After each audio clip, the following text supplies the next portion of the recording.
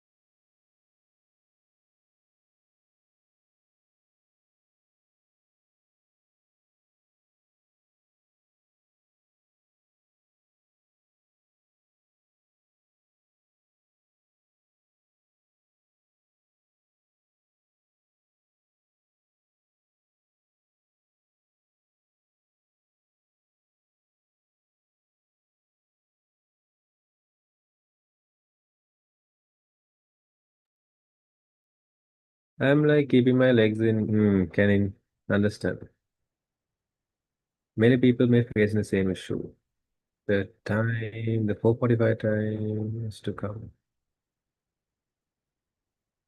What do you mean 4:45 time is to come? You mean that they might be clicking on the first link without clicking on the second link?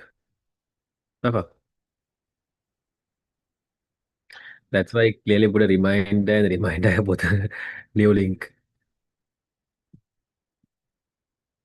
See, I put new link, new link, new link in the reminder message. Yes, see, I'm pretty sure this lady has joined the whole meeting. There's another person messaging asking, has the meeting started? You put the first link. I put and I changed it again, man. Like within it, the first link was there for few seconds, like few seconds. If you go and see that message is edited, it's like very few seconds. The next after like few seconds, I quickly changed it.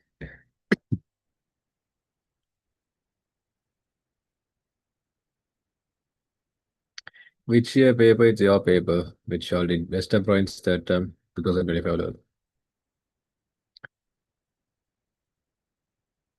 It's still the first link? Huh? That's us. In my laptop, it's being updated. Wait, let me check, let me check, let me check. Give me a moment. Uh, uh, uh, uh, uh.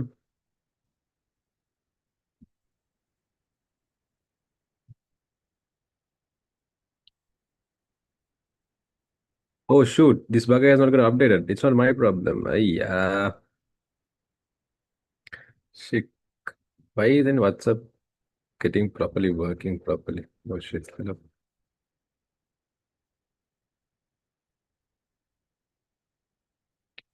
The reminder link I sent was wrong.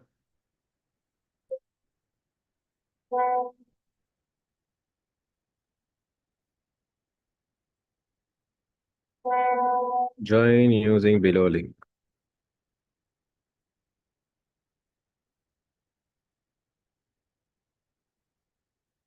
Boom.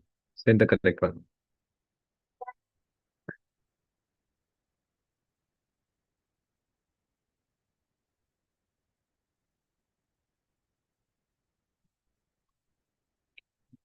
Hari, yes, sir. Thank you for letting me know. Can you explain the part two also? Yeah, we started the part two database yesterday. The balance things we'll be doing now.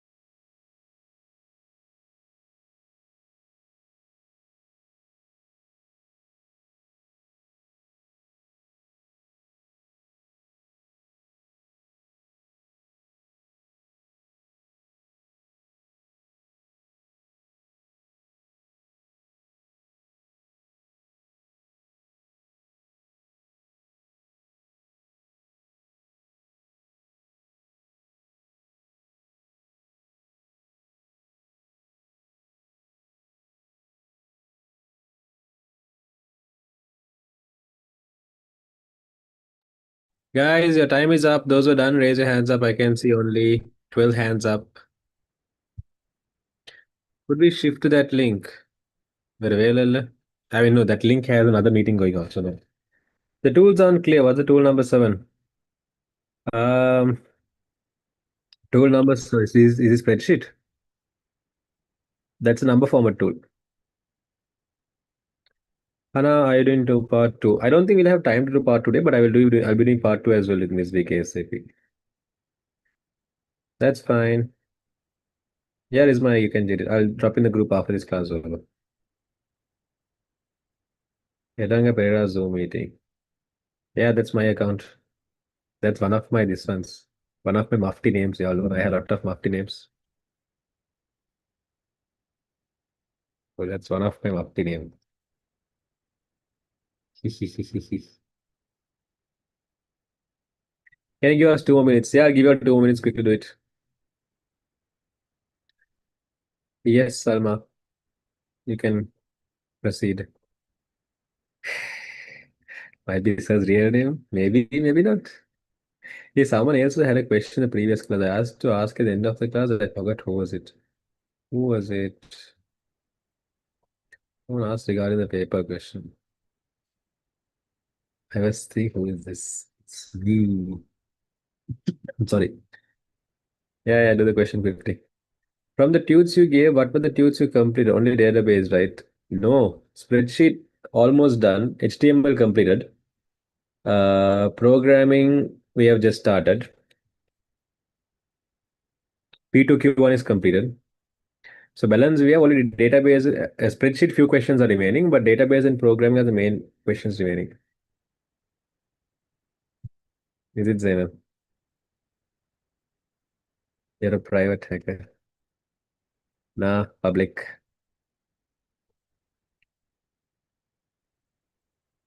Oh, I see. So you put the first thing I changed. When I click the, when I guess and then I was video technology first thing I took 90%. What will be doing in the final seminar? Papers? Wait and see. There's time for that.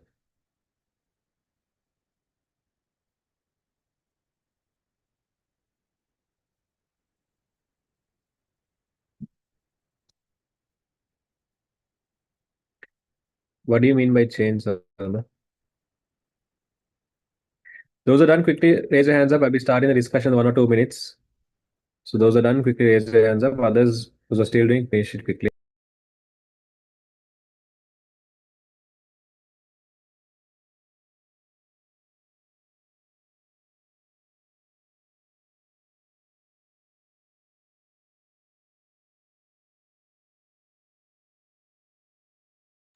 Seminar date is already published. Physical seminar is going to be on 30th and or 31st and first. That's Saturday, Sunday, 31st of January and 1st of February. Online seminar is 6th and 7th, inshallah. Let's see. Time I'll tell later, okay? I'm still figuring out. You all know me and time has a very bad relationship with each other. So I'll let you all know the time later.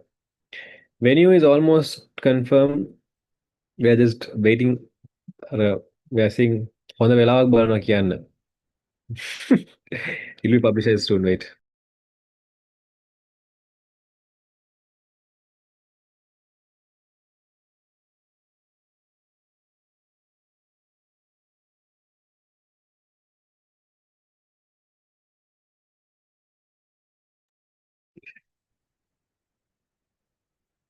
What else seminar date? நல்ல நேரம் no need. Need நல்ல நேரம் for everything, man. What about the price? I'll let you all know later. I'm still upgrading for sorting all the things. It'll be coming soon. Mm, Salma, I'll check and let you know.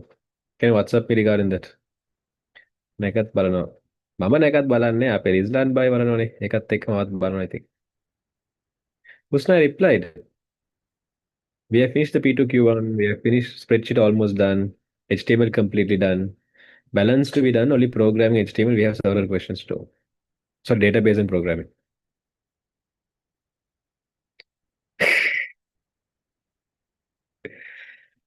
Is it Aditi?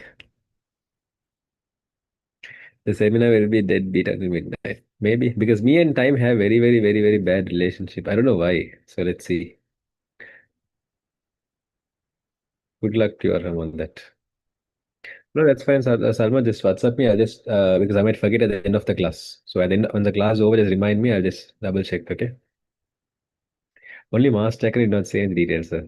We are waiting for Islan's geometry seminar to be over. Once that seminar is over, we'll publish. We publish the data.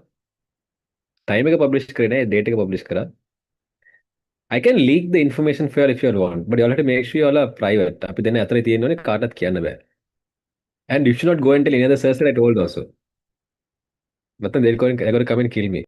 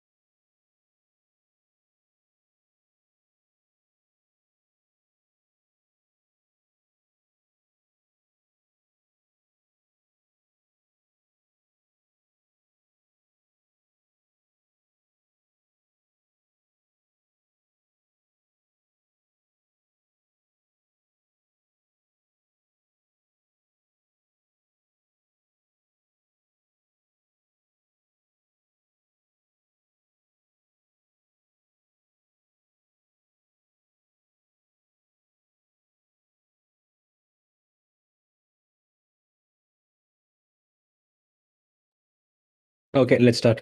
Time is up. What do you called? Tudun, tudun, tudun, tudun, tudun, tudun, tudun, tudun. No. First thing whether he should leak the info, not exactly. Because at the end of the day, I'm the one who's going to get modified. There won't be punctuality for users to seminar. Yeah, that's a disclaimer. That's a definite, especially online seminar. Physical, I can drag for a few, but sorry.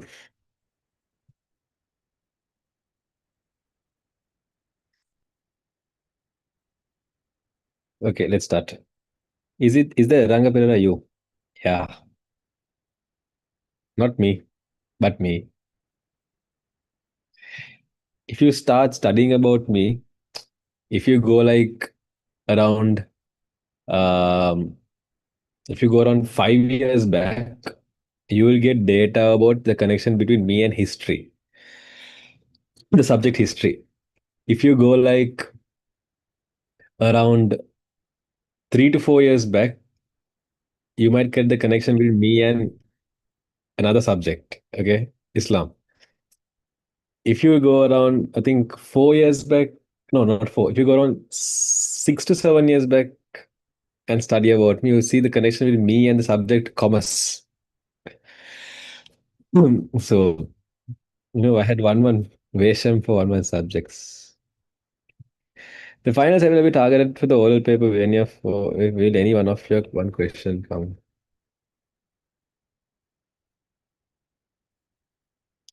I'll not reply that question because I'm not a predictive engine. I will never give you questions regarding orals. I'll just train you in such that you can get an A. That was more than 80 to 95 marks more. Minimum 80, 90 marks more. A. Way orals. Simple. I'm going to give you knowledge. I'm not going to give you all a by-hearting machine. Why should I make you by heart the questions? What a subject unlocked. History with Yusuf Fiaz. Don't research about it. You'll be unhappy about that.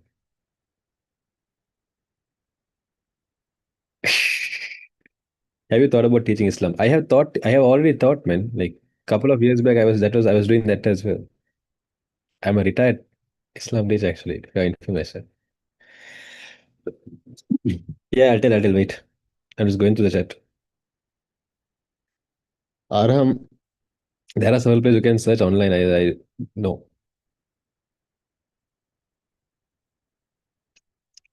You went to Umrah, so you can.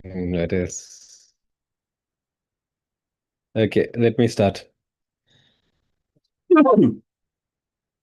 I was scared because someone sent a link to my email and asked me to join. Sad life. Can I know the tunes we are supposed to get for the recap class? Because I haven't received. I'll give you a number. That's basically the Rizlan's hotline number. That's handled by a staff called Musna. If you have not got the recap tune, just message her and she will tell you. Okay, let's start. Regarding the seminar, there's nothing big. Let me just pause this and then I'll tell you. How do I pause this?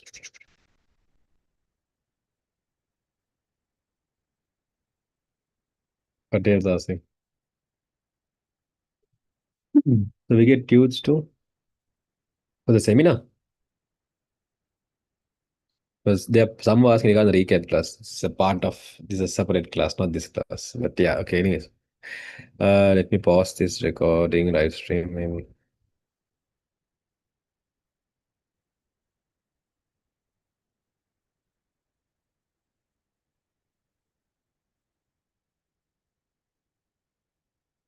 I think I can stop it.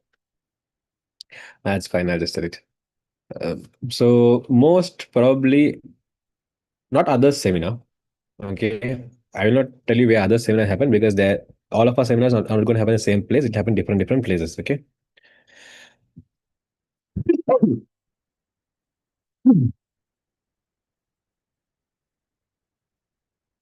So basically, what you called Safi, you can get it from the group.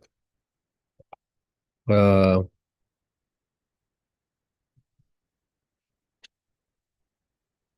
what you called? Yeah, I sent in what's I sent the chat. Let's just check that. Okay. Regarding the seminar, I don't know when will I release the ticket, but it will be releasing soon. There will be only two seminars. Last time there were three seminars, meaning there was last time physical online and physical Kandi Kalamukile Tunak Tibba in total. But this time there will be only two. One is the Colombo physical seminar, and second one will be an online seminar that will happen through Zoom, obviously. Okay. So the physical seminar will happen, I think, as I can remember, on 31st Jan and 1st of February. These are 2 days. The physical seminar will happen. Online seminar will happen from, I'm not sure about the date. I posted the date in the poster. I might be wrong now because I'm just telling based on what I can remember. As I can remember, it happened. It should supposed to happen on 6th of February and 7th of February.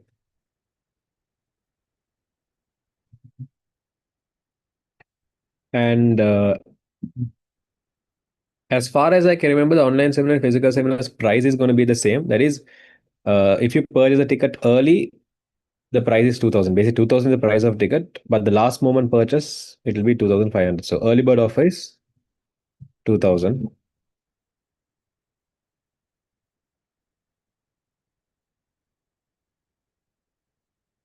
And physical seminar will happen. My seminar will happen at Achievers, not others. Others, it will vary, the place will vary.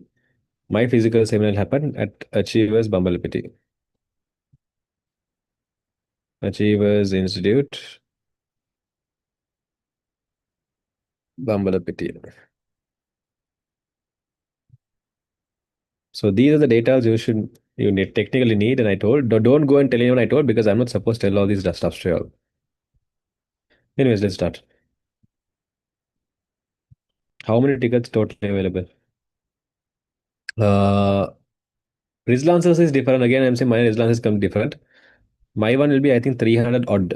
Average is 300 plus. I'm not exactly sure. Physical will be 300 plus. Online unlimited everything. Time. Even I don't know the time. That's the fun fact. My assumption is 8:30 a.m. to 4 p.m. here. And here 8:30 a.m. to I mostly might keep both as 4 p.m. but sometimes this might go until I'm still thinking. Like I was calculating a lot of one variables. So based on my variables, I think I was thinking to put for this. Like the thing is අසරුත් clash වෙන හොඳ නෑ මාරුත් clash වෙන හොඳ නෑ මේකත් තියෙනවා ඒකත් තියෙනවා බලනකොට I think I might put this sometimes 4 p.m. sometimes 5 p.m. I'm not sure. And these two fellows 6th and 7th uh same situation 8:30 a.m. Online I'll start a bit late. Online might go from around so that I can nicely sleep and get up. Online 6th is actually a Friday. So we will start, I think, after Jumma. It's convenient. I'll drag that till night. Or else I might start before Jumma and do one half and after Jumma the half. 7th again, full day, minimum 8:30 to 4 p.m. So I'm not sure of the time. Again, I'm saying I'm not sure of the time. I can't guarantee and tell you all the time at the moment. Wait, Puruma, Puruma. Are there facilities to pray there? Yes, yes, yes, there is. Physical, we should come only for one, right? No, both the days. You think I can finish a seminar in so long, so small time period? To discuss here 10 questions itself, I'm taking 1 hour.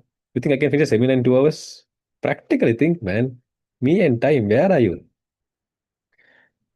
Food will be provided? No. Bring your own food and come.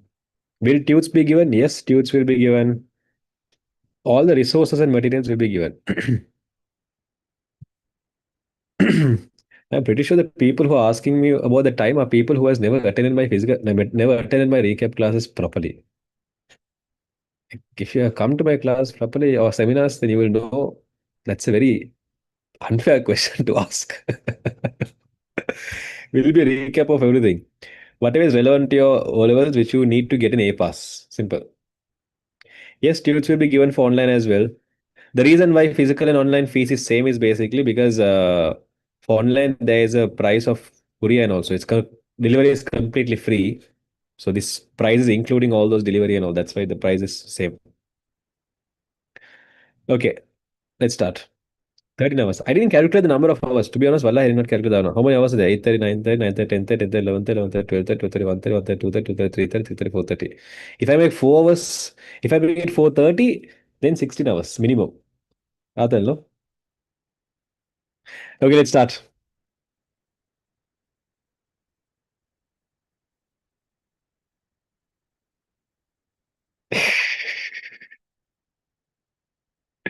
No, Arham, I always give 10 minutes time. 2 o'clock class, I started to train only. I have given that as a rules and regulations. I don't give 1 day. That's to mark the attendance, settle down, and all those stuffs. Anyways, let's start again.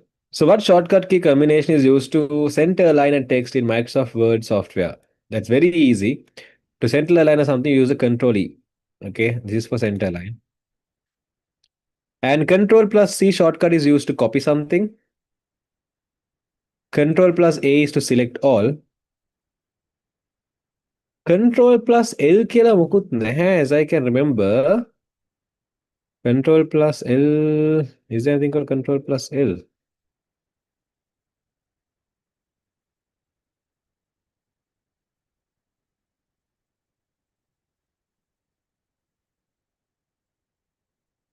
No.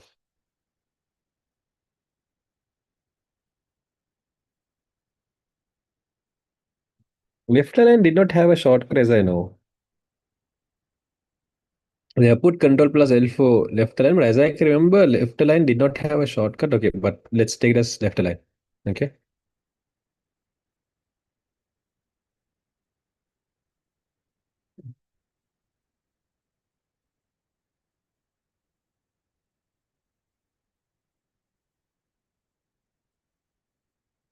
So here they're asking for the center line. So center line is going to be Control plus E.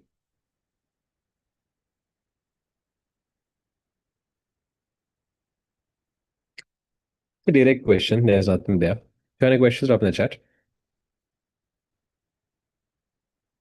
Next question they're saying In the formatting toolbar of a word processing software like LibreOffice Writer, the tool labeled is used to apply what feature selected text. So this is bullet points. So apply indentation, no. Change the font color, no. Apply numbering to a list, no. Apply bullet to a list, correct. Okay. So if it was numbering instead of three dots here, the numbering will have something like this: 1 dash, 2 dash, 3. This is how numbering would be. And the font color would look something like this. You have the letter A and like a box down, which is a color here. This is how the font color would look like. And indentation is something like this. So you have two: left indentation, right indentation. So left indentation is something like this, and right indentation is something like this.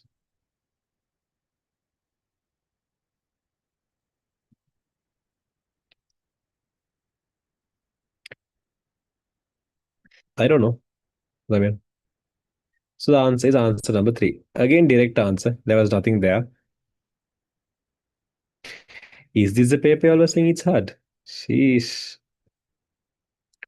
Consider the below worksheet to answer question number 16 and 17. Fine.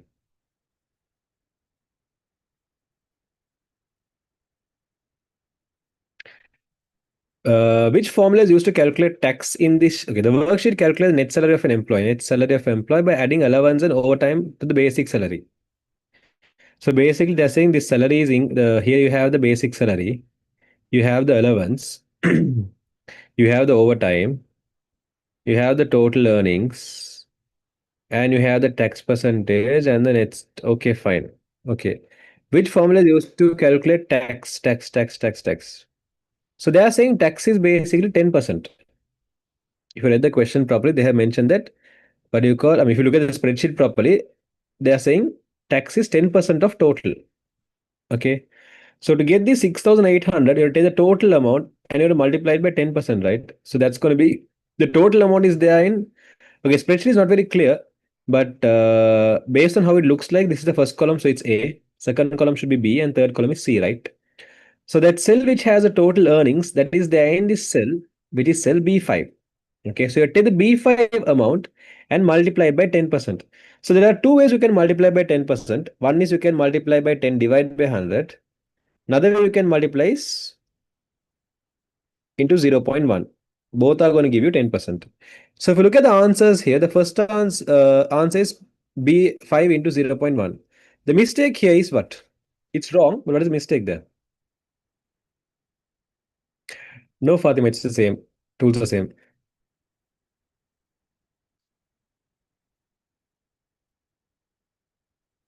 Fair enough. Oh, I see. Correct. The equal symbol is missing, right? So because no equal symbol, this answer is wrong. Okay. Then answer number three. In answer number three, it's because B1 plus B3. B3 is talking about the allowance. So when you add the basic salary and allowance, that's completely wrong. Fourth answer, they mentioned B5 into 10%. Again, first thing, there is no equal symbol. Okay. Second thing is, in a formula, can we use a percentage symbol? What do you think? In a formula, can you use a percentage symbol?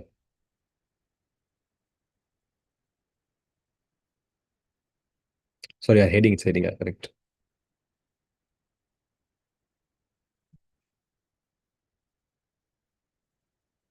Inshallah. Actually, you can use, but it will give you mod. I'll show you if you want. Depends. As I can remember, it should give you mod. I'm not sure about spreadsheet, but in certain applications, it gives you as we'll learn mod and div, right? It'll give you mod. So if I mention equals 4% to, okay, spreadsheet is giving you an error. In certain applications, programming applications, percentage is also an operator, but this is not used to find as a percentage. This is normally used to find mod, but not in this one, not in spreadsheets. Mod and div same? No. When you divide a number, div will give you the top, mod will give you the bottom. So for mod 2 is equal to 0. For Div 2 is equal to 2. Div will give the top answer, model will give the bottom answer. Got it? In long division. Anyways, in programming, you can use percentage symbol for modda. But again, in formulas, you can't use it. So that's completely wrong again. So yeah, the answer we have is a second answer, which is this. Any other questions? Again, I might go a bit fast because certain questions are like we have done similar questions. Sometimes I might go a bit fast, but if you have any doubts, drop in the chat now. Sometimes it can be a bit fast. If it's fast, drop in the chat. If the basic salary increases to 60,000, this is slow exactly. For you, slow, not for everyone. No. Which of the following cells will be automatically changed? Okay. So allowance is 10,000. It's a fixed value, meaning it's an independent value. Overtime pay 8,000. That's again a fixed value. It's an independent value. Total earnings. Is total earnings an independent fixed value? Is this value called 68,000? Is that a fixed value? No. Because 68,000 is obtained by adding these three numbers together. The 50,000, 10,000, 8,000.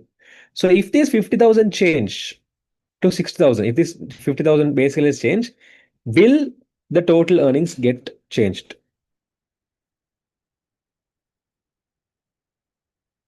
10% of 20% of basic salary. Oh yeah, no. Sorry, I don't notice it. Fair enough. Correct. The one is the total will change. Okay. The total will actually change. And yeah, the allowance is not a fixed value. Allowance in the brackets, they have mentioned 20%, 20% of the basic salary. So therefore, allowance is also a value that is dependent on the basic salary. Total is also a value that is dependent on the basic salary. Tax is 10% of total, then tax is depending on total. So if total change, then tax is also going to change. Okay, so this will also change. Net salary, that will also change. So the values that will get changed automatically is one is B3 will get changed, then B5 will get changed, then B6 will get changed, and B7 will get changed. So answer is B3, B5, B6, B7. B3 and B5 only, no, 5, 6, no. Answer is answer number 2.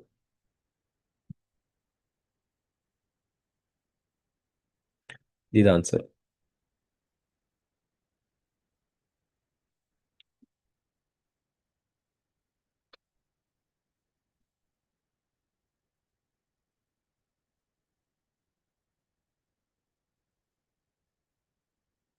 Yeah.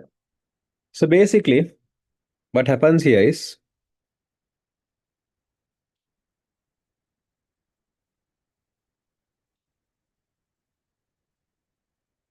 in this question, they have mentioned something called allowance value, right? If you look at the text properly in front of that, they have mentioned the allowance is 20%. So 20% of what? Obviously, it has to be 20% of your basic salary because it can't, there's nothing else we can imagine, no? So that means the amount mentioned here is calculated by multiplying it with the basic salary. So without the basic salary, can we get the allowance amount? If you don't have the basic salary, can you get 20% of the basic salary here? No.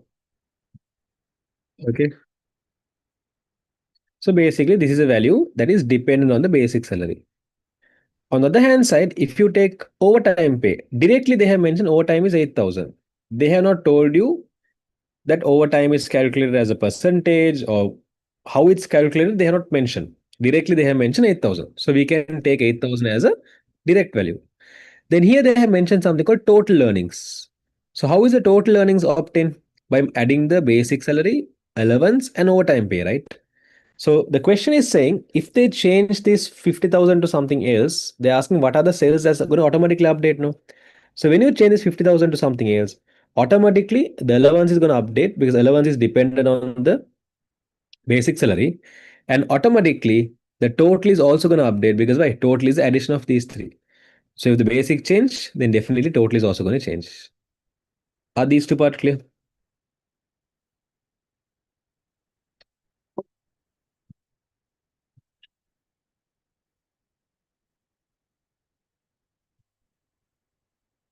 Perfect.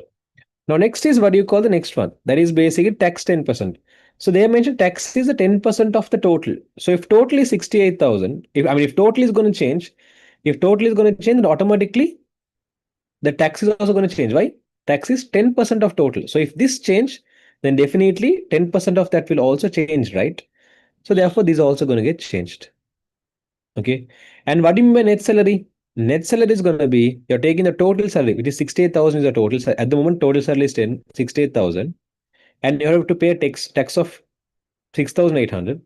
So net salary is basically subtracting this, right? And then only you're finding the answer 6,000, 61,200. So if this value changes and if this value changes, if both the values changes, then definitely this third value is also going to change. The subtraction of those two values are also going to change. So that's how you find out that that cell is also going to change. Got it? How do you get 0.1 for 16th question? 10 divided by 100 is 0.1. The word 10% means 10 divided by 100, and 10 divided by 100 is equal to 0.1.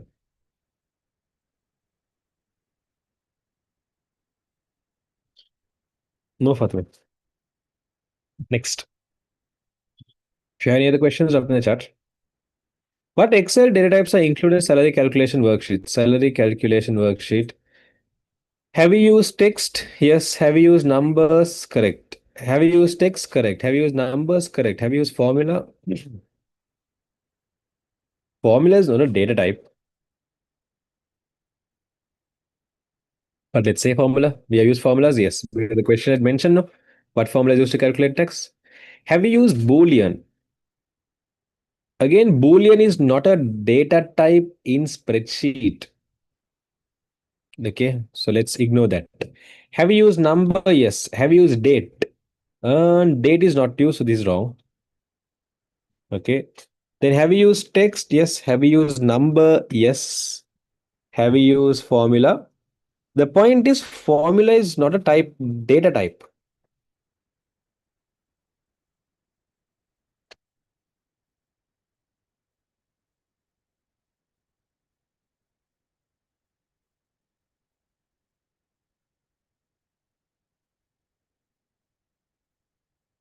It is used. See, question number 16 they have mentioned.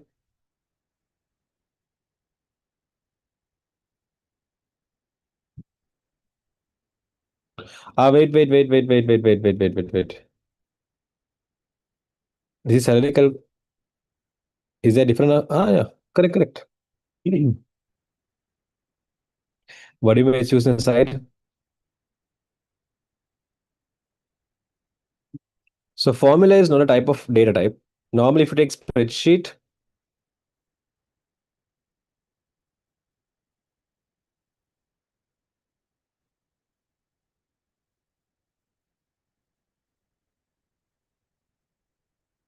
I'll show you the data types we have.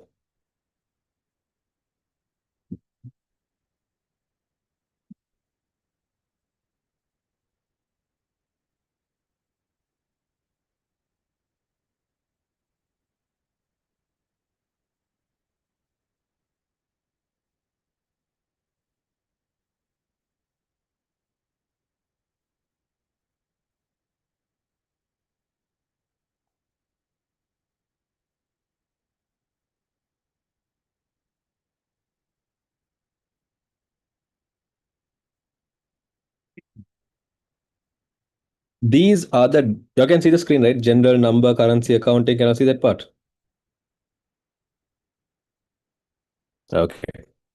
So these are the data types we have in spreadsheet. Okay. So if you take a specific cell, you can change the data types between this.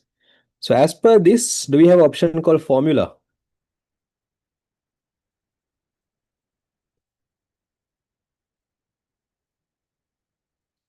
No. We actually use the word formula as a different part. Formula comes under this heading of what do you call this?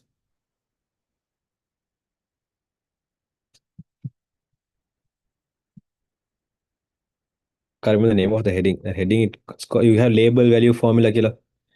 Label value formula. It comes under the heading of cell content. Okay, they're called cell content, right? So there's something called cell content, right? So a cell can contain a label, a cell can contain a value, a cell can contain a formula. So if they ask you what are the types of cell content, sorry, if the question is about cell content, then cell content can be what you called label, value, or formula.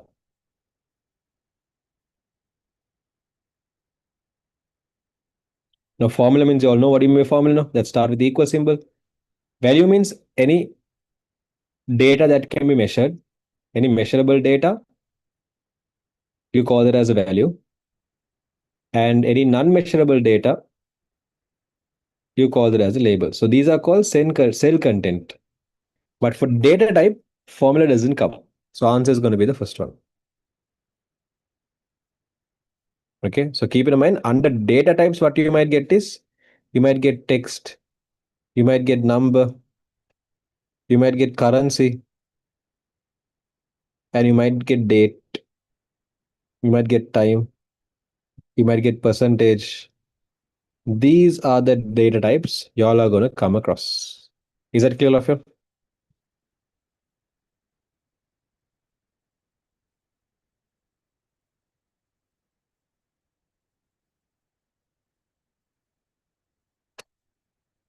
There's one more called decimal places also you can get, huh? But I'll just ignore that for now. So the answer for the question number 18 is 1. If you marked 1, mark it correct, put 1 mark there.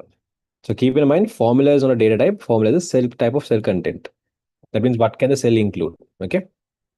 If you want to add a border to cell A1 and center the data in that cell, which tool should you use? So you have to add a border for the cell and you have to make the contents come to the middle. Okay, first of all, let's talk about the border. To get the border, you need the tool 10. Yeah, 10. It's not very clear, but if you can compare with this and see, these are the tool you are referring to. So this is the tool number 10 now. So tool number 10 you need for border, and for center alignment. Now here all the tools are grouped inside this. But if you go for that image there, for center alignment, we have the tool number 12. Okay. So it's going to be tool number 10 and tool number 12, answer number 2. What do you think the tool number 345 is used for?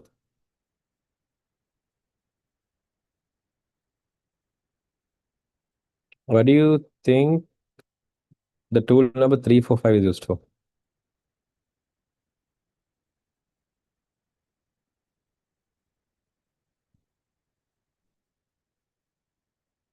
These are called vertical alignment. Okay, I don't think you can see it here. Here. See, top align, middle align, bottom align. These are called vertical alignment. Okay, that means inside the cell, is it going to be the top of the cell? Is it going to be the middle of the cell? Or the content is going to be the bottom of the cell? Okay, so this is vertical alignment. This is horizontal alignment. So normally, when you're talking alignment, in general, we refer to this alignment. But there's something called vertical alignment you can do as well. Like, for example, if you look at the cell now, the text is there in the bottom. So if I want the text to come at the top, I can use the top. If I want to come in the middle, I can use the option called middle. So these are called vertical alignments. Clear? So if you got that question number 10 correct, see question number 19, if you know the answer number 2, mark it correct, put 1 mark there. Again, if you have any questions, drop in the chat. Huh? Which of the following statement is or are true regarding presentation software? By pressing the space bar, you can go to the next slide. Is that correct? Yeah, I have not erased the answer here. Sad life. Yes, you can. Space bar or else enter key, both are possible.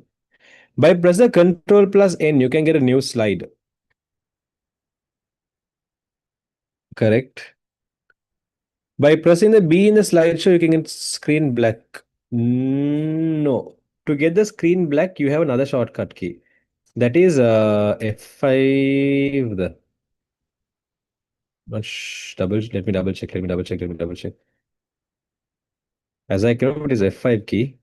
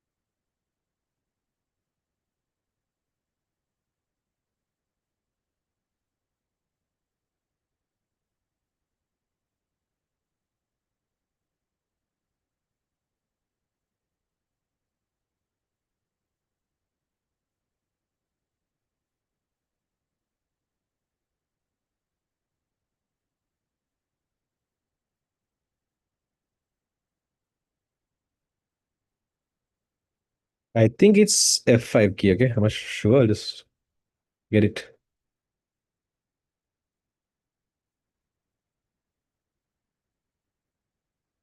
You gotta get the president B. Answer is anyways going to be the second only. I mean, the answer is wrong, but the correct key is what do you call the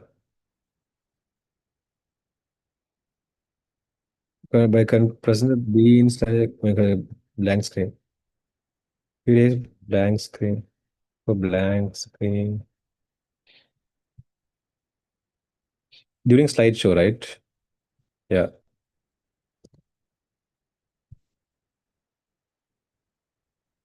it's I think F5. I'm not exact sure the key. F3 or F5. Oh, then what is F5 used for? Sorry, my bad. B is for black screen. Okay, I was wrong there.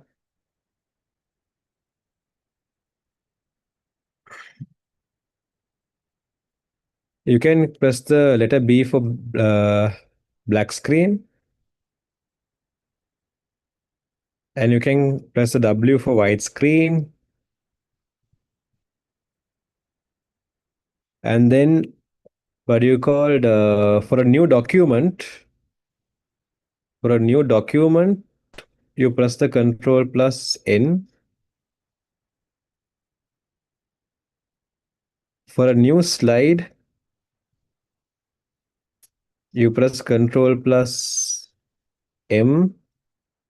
And then to open an existing document,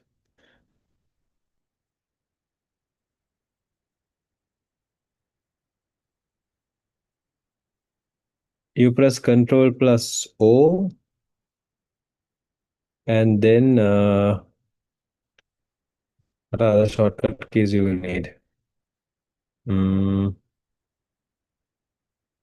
To start the slideshow, you press F5 key.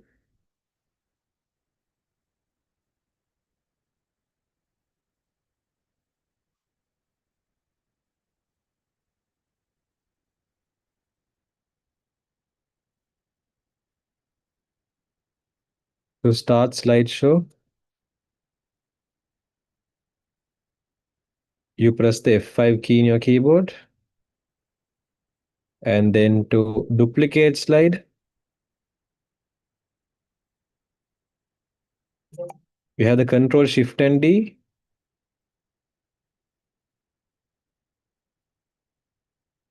And then mm, what else you need? Others all you will not be needing. The one more you will need, that is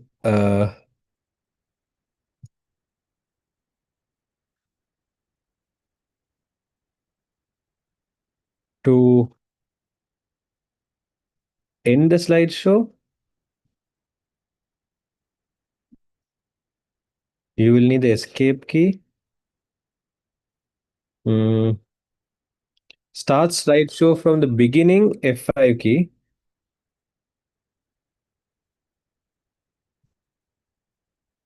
From current slide, Shift plus F5. So Shift plus F5 will start from the current slide you're there in.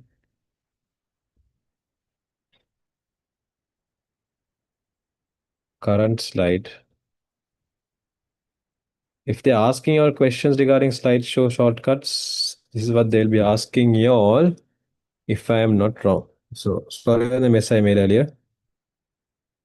What you called and to go for the next slide, so you have spacebar, you have the enter key. Apart from spacebar and enter key, you have the right arrow key as well. So next slide, you can go with the right arrow key as well. So all three are possible. Okay, so spacebar, you have the enter key, and you have the right arrow key. Right arrow key is to go for the next slide. Left arrow key is go for the previous slide. And yeah, these are the shortcuts which all will need, I guess. So yeah, the answers, if I'm going through them, By pressing the space bar, you can go for the next slide. Correct. By pressing Control M, Control N is for new document, not the new slide. So that's wrong. And by pressing B in the slideshow view, you can get the blank screen. Black. Correct. So answer is A and C. But ABC option isn't given, right? Yeah.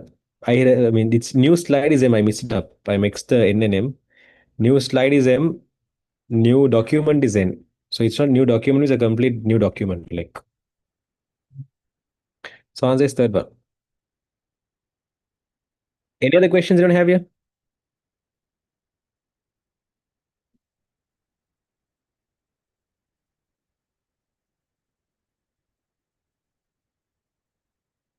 Okay. So based on that, tell me out of where?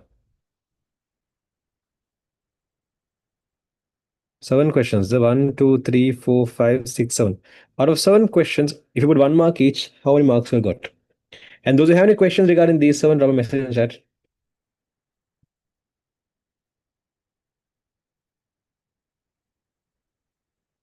Okay.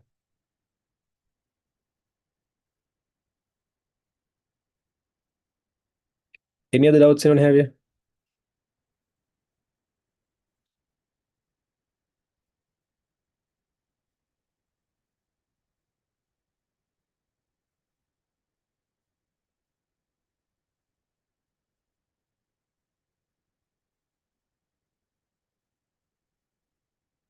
Yes, Shazad, because of this one.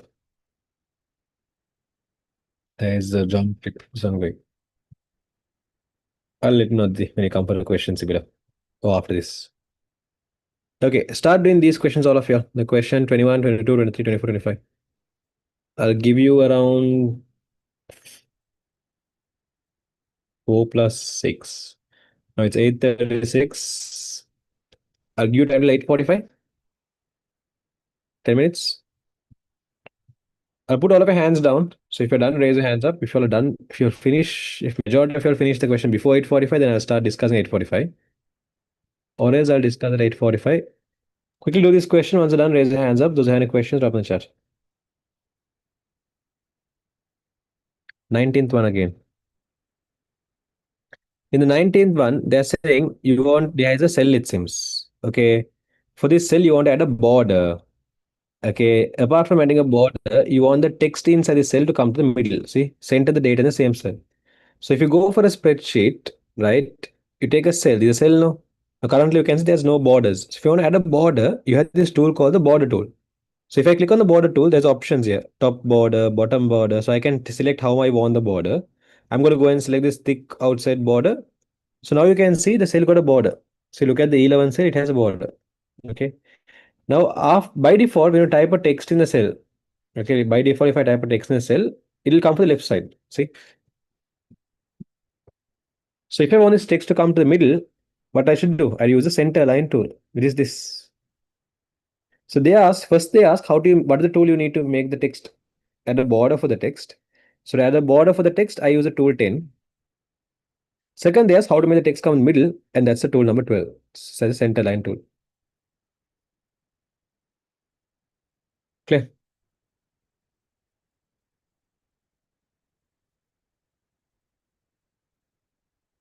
Okay, start doing this question, all of you. If you have any other questions, drop in the chat. What is the shortcut key for duplicate the slide? Control Shift D. There are two types of duplicate. If you want to duplicate an object, like for example, let's say you have a text box. You want to duplicate the text box in the same slide. In the same slide, you want to duplicate an image. Like there's an image already. You want to duplicate that same image. So if you want to duplicate an object in the slide, Control plus D. But if you want to duplicate the whole slide, then Control Shift and D. So Control plus Shift plus D. This will duplicate the whole slide. Control plus D, it will duplicate contents in the slide. What I mean by contents is, let's say there's an image in the slide, you want to duplicate that, then Control plus D. There's, let's say, text you want, the text box you want to duplicate, Control plus D. But to duplicate the whole slide, the full slide,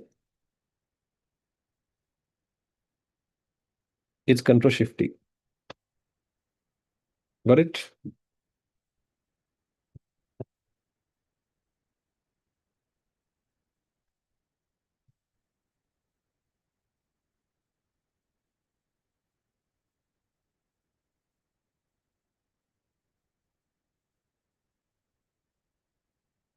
Correctly?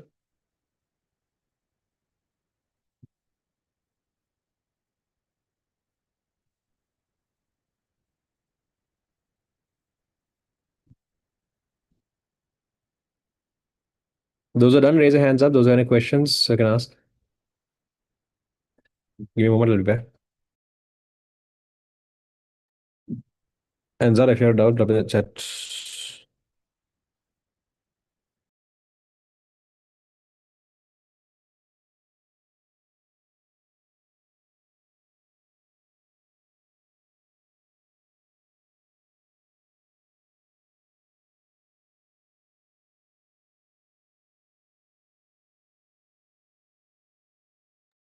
Do this question, all of you. The question number 21 to 25. Those are done. Raise your hand, Zoom.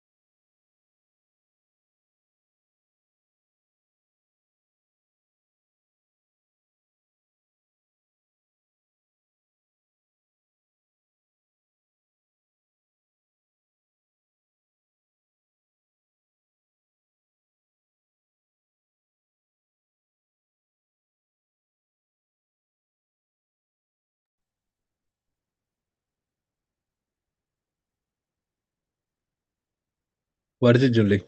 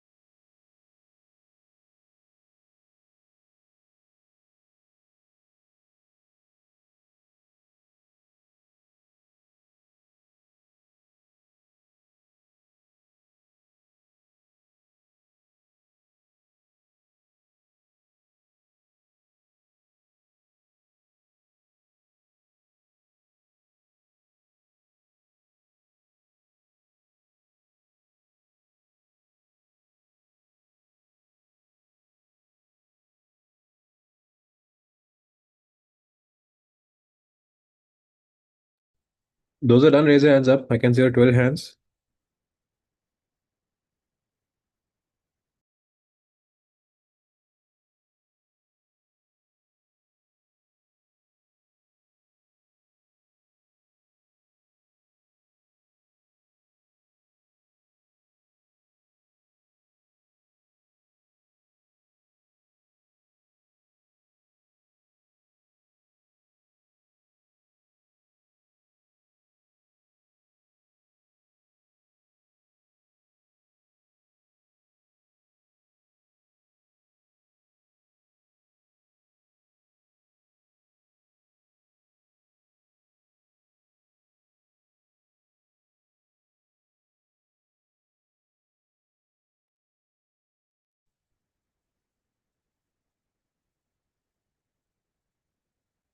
No,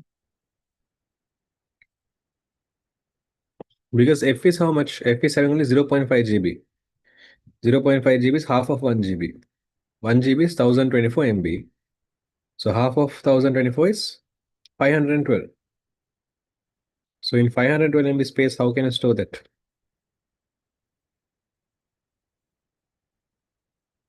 When do you dare when I discuss this?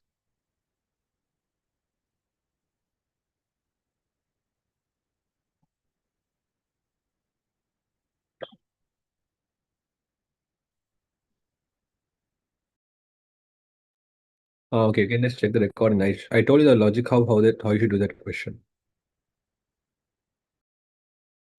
Anyways, I'll give you a few minutes more. Those are still doing. I can see your 22 hands. Others, I'm giving you a time so that you finish. So quickly finish it off.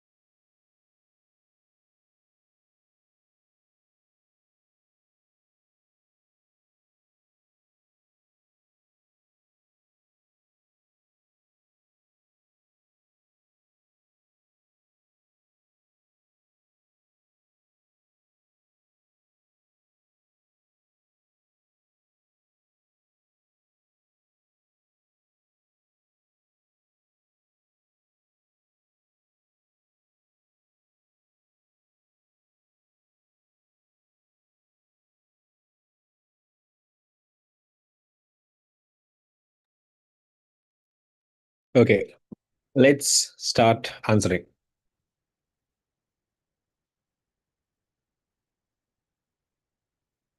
It is the second one, generally.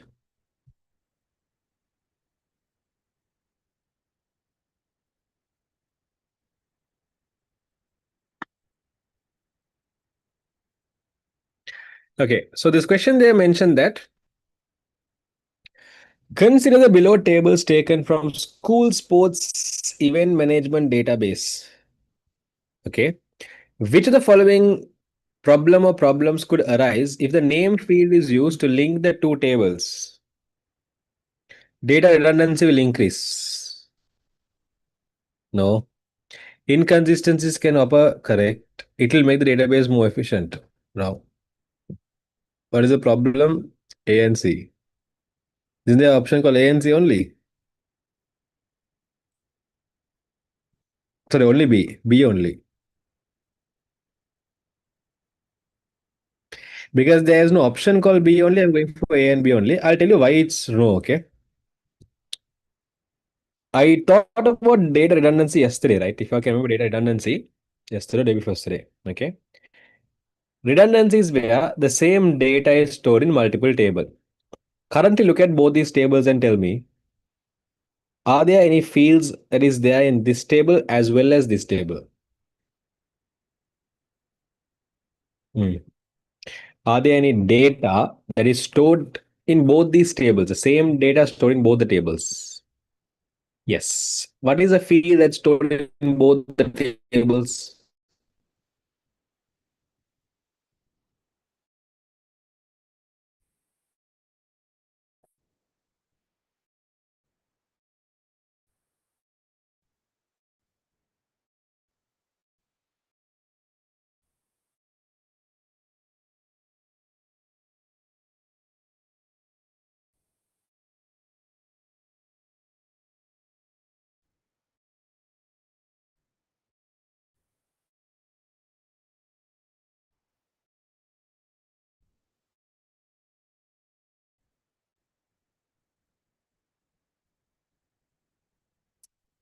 It's not using student ID. I mean, they not use the word code without using student ID, but they have mentioned that. But you called if the name field is used to link the two tables. Now, currently, the two tables are linked using student ID. Why is it showing the internet connection is unstable? Let me change the network.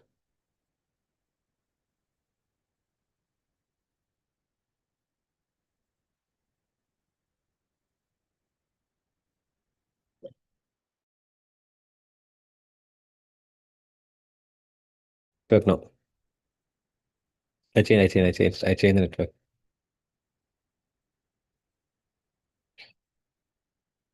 Okay, so without using student ID field, if I use a name field to actually form a connection, okay, that means if I'm using the name here and name here, like keep the student ID as it is, but in this table, if I'm going to use a name here, then is the data redundancy same or data redundancy increasing? Now, currently, student ID is used to form the connection. Without using student ID, if I use name, is data redundancy same or increasing? Exactly, it's the same. It's the same. And what is increasing? Data redundancy means, okay, the same data stored in multiple places.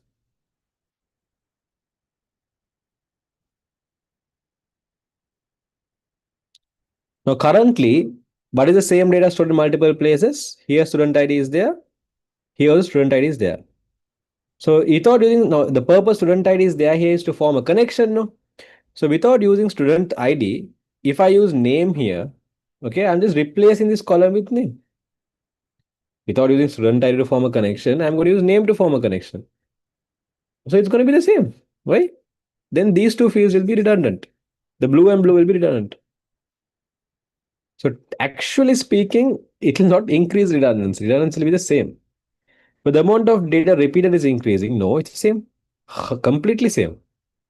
That means not even little different. How is it going to increase? Won't the student ID be there? I mean, the question is saying, what is the purpose of including student ID here? Why do we have to use student ID here? We can write this, we can create the whole table without student ID. No. What is the purpose of student ID here? That's not a problem. We're not talking about data repetitions here. To form a connection. Yeah, to identify student means basically to get the details about the student. No. The reason we have this data stored here is to form a connection, right? To figure out the name of a student, to figure out which house he's belonging to, okay? To figure out the details about the student. Technically, to form a connection with the student table, to link these now. Now, let's say I want to link these two table. I want to join these two tables together. So if I want to have a connection between these two tables, what is a field that's common in these two tables I can use to link it? If I want to link these two tables, currently, how can I connect both of these tables using what field? Exactly. The common field between both these tables is student ID. So currently the both the tables are connected using student ID. The question is saying what are the problems that could arise if the name field is used to link? So currently we are using student ID to link. So without using student ID to link, if you are going to use a field called name. So for example, let's say I have a field here called name. Under the name field, I might have your Nimal, I might have your Anusha, I might have your Kasun, I might have your Nimal, and I might have your Dilani. Okay. So without using this field, which is student ID, I'm going to use a name field. So actually speaking, it's going to be equal. I mean, because we're not saying you're going to use that to link without using this to link. Technically, you're going to remove this and only use that, right? If you're keeping both, unless you're keeping both. If you're going to add the field called name here, then fine. Huh? If you're going to add the field called name here and student ID, then yes, it's correct. But if you're going to, what do you call, replace?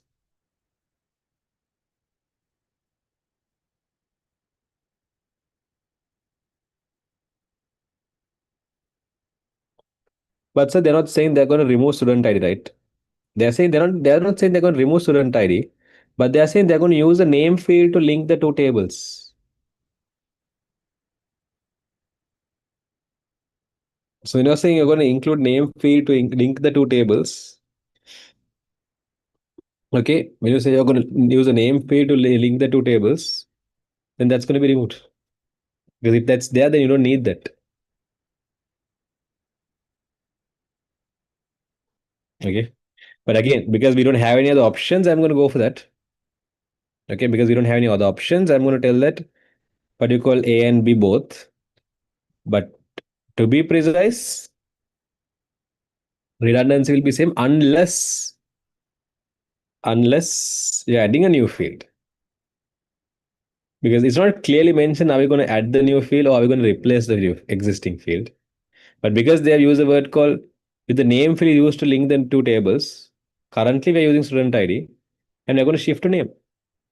So that means it's indirectly saying we're not going to use this. Anyways, so answer is going to be answer number two.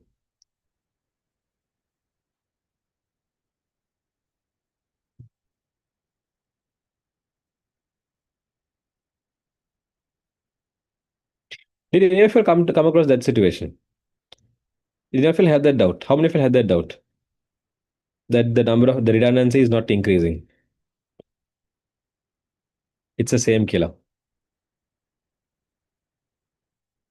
None of you had that doubt? Interesting.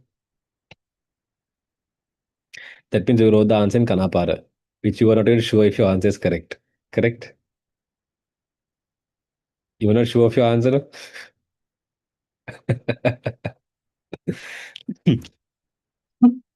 Had it, but there was no option to choose. Yeah, exactly. It's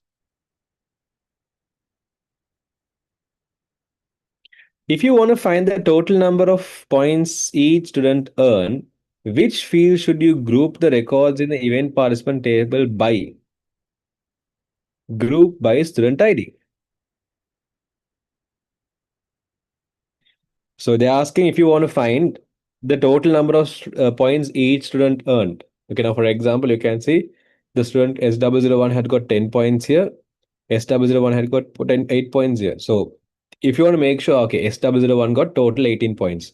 S002 got total 8 points. S003 got total 6 points. If you want to group them, you're going to group them by student ID. So answer is going to be the answer number 3. That's a direct question.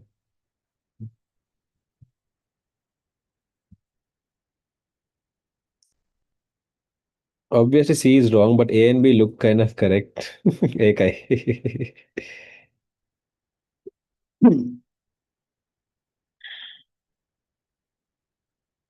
Yes, but yesterday he taught us data answer, so didn't have to correct exactly.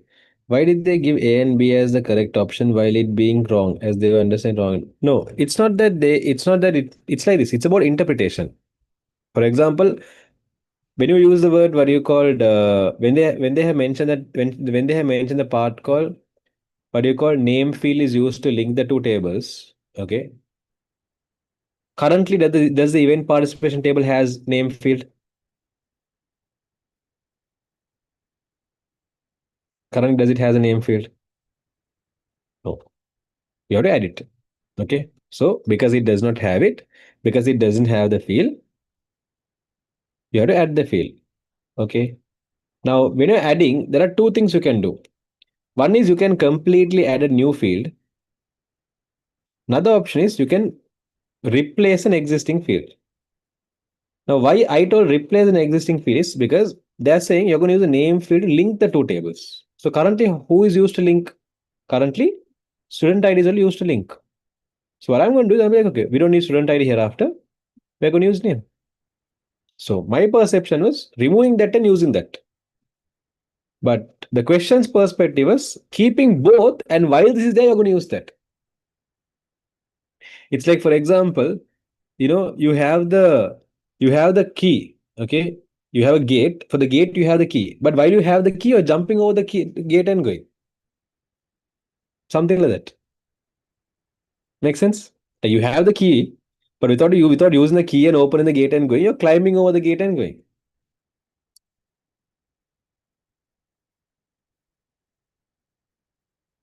Exactly. So there is no purpose keeping it. They could have been more clear about removing the student ID.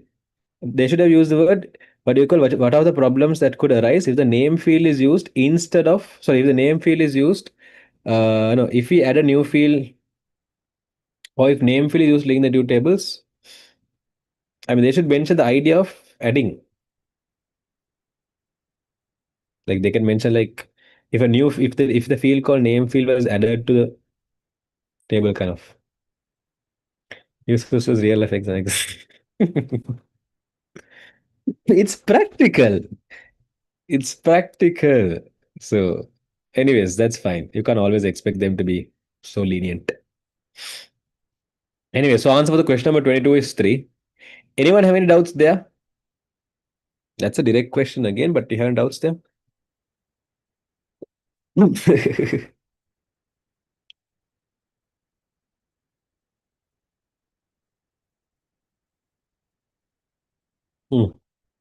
Next. Which of the following best describes how the student table is related to the event participation table? There's a spelling mistake here, but ignore that. So, to find database relationships, first of all, write both the tables' name. So, student table, event participation table. Okay, I haven't taught this still in the recap class, right? Database relationships. As I can remember, I didn't see still. So, see how I'm doing this question, huh? Why can't we take position? Interesting. If you read the question, what do you need? The total number of points earned by whom?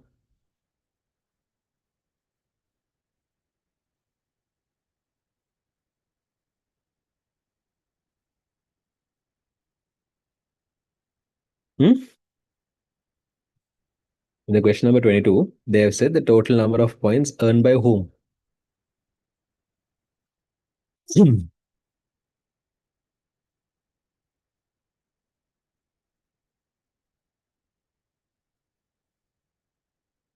Student. Okay.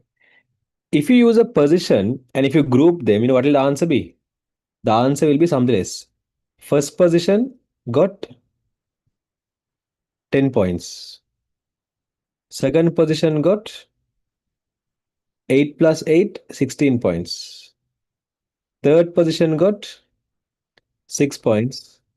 And fourth position got 4 points. If you group it by event name, then you will have 100-meter race got 10 points plus 4 points, 14 points. Long jump got 8 points. 200-meter race got 6 points. High jump got 8 points. If you group it by name, this is how it's going to get grouped. If you group the event ID, then it's going to be each of them unique. So E1 is going to get 10 points.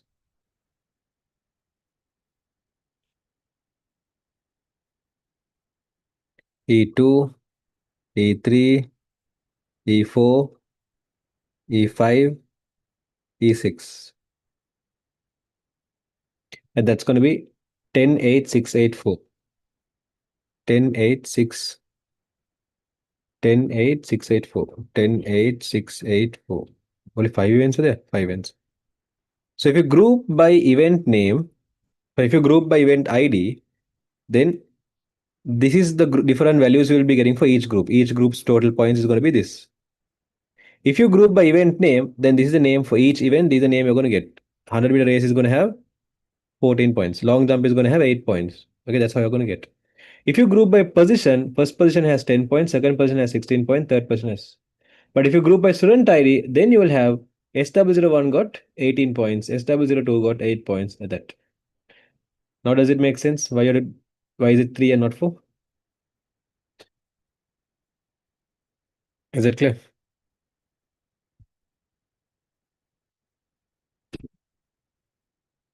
Because we want the total number of points each student earned. So if you group by student ID, now you will be like SW01 got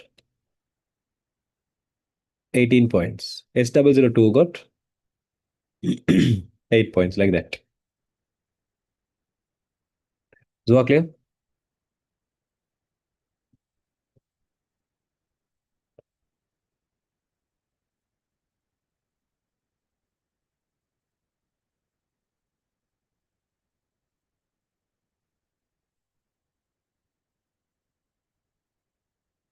So if you have any questions, drop in the chat. So to find the database relationships, first of all, you mention both the table's name. Then below each table, mention number one, arrowhead, blank, number one, arrowhead, blank. So we are going to figure out what are these two options that are going to come here. So what you're going to do is you're going to tell, okay, one record here, relevant to this person. If you take one record here, this one record is about whom? S001. So relevant to S001, how many datas you can find in the event participation table? Now, for example, if you take Nimal Pereira, can Nimal Pereira participate only in one event maximum, or he can participate in multiple events maximum? What is the maximum number of records he can have in that event participation table? One or maximum? I mean, one or many?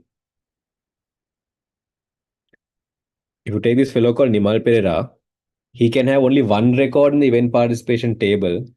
Okay, he can have many records in the event participation table. Exactly. Like currently, also, if you see, even what you call Nimal has participated in the 100-meter race as well as he has participated in high jump. See, he has participated two different events.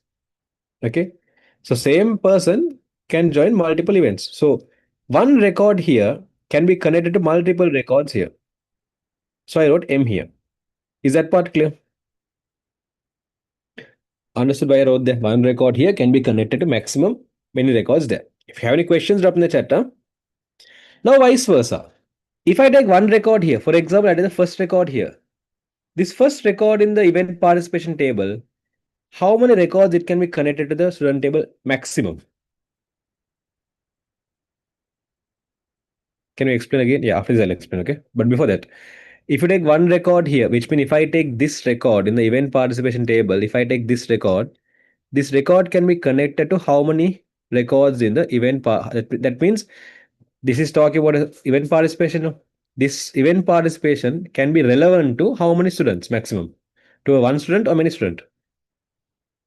One student.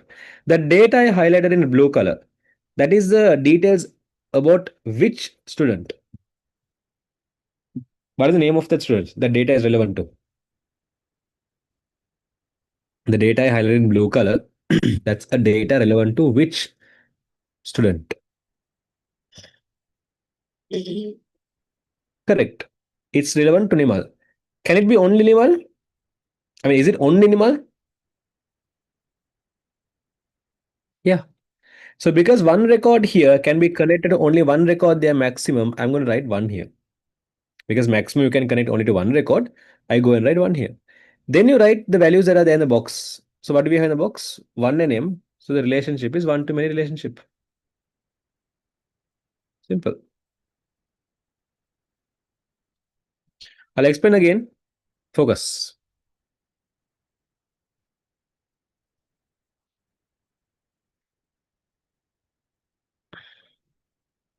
Like many students can join sports. No, one student can join many sports. One student can participate in many sports. That's the idea. Focus here, okay? We have two tables. One table is called the student table.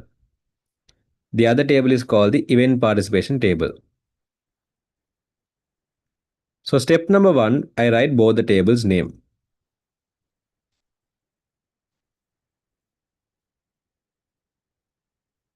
Step number two, below both the tables, I write number one, arrow, blank. Number one, arrow, blank. Any question you take, this format is going to be the same. Table name, one blank, one blank. Is this step clear, all of you? Yes, Yahish. Is this clear?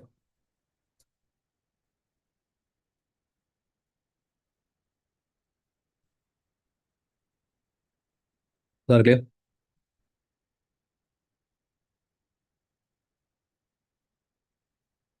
Okay. Now, what we are going to do is we are going to find the connection between these two tables. Look at both these two tables. Now, how do you how if you're going to see how do we see is there a connection between these two tables? You normally go and check are there any fields that are common? Okay. So mostly how you connect tables. If you have the question, how do you form a relationship or how do you connect tables? You connect tables using something called as primary key and foreign key. This is how you connect tables, primary key, foreign key. Okay. So technically, if you look at both the tables, you can see student ID is a primary key here,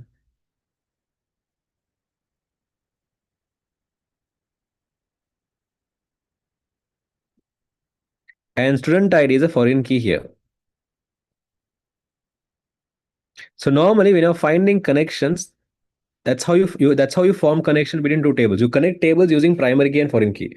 You're not using any other fields. Okay. So if I take one student ID here, for example, S001. Okay, in the student table, I take one of the field, that is S001. How many S001 I can find in the event participation table? A maximum of only one, or maximum of there could be many. Like depending on the situation. What is the situation? The situation is talking about a school sports event management database. So every event a student participates, his data is going to be recorded here. So for example, now you can see the student called S001, which is Nimal. You can see Nimal is participating 100-meter race. Let's say Nimal is going to participate in the 200-meter race, then there'll be another record called S001 with 200-meter race, right? So based on the plot, tell me one record here can be connected to maximum how many records there? Only one maximum there? Or Nimal can have many records in the participation table? One or many?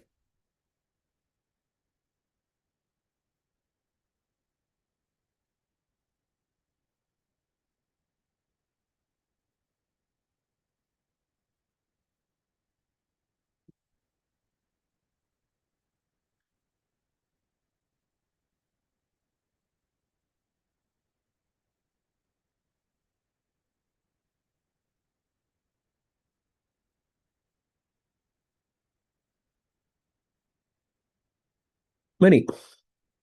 So because of that, I'm going to write the letter M here. Now you check vice versa. Let's take one record here. Again, I told you you form connections between primary key and foreign key, right? So if I take one record here, relevant to this date person or relevant to this record, how many data I can find in a student table. So this record is about S001, right? Because I told you use primary key, foreign key to form connections. So relevant to S001, how many records I can find in a student table?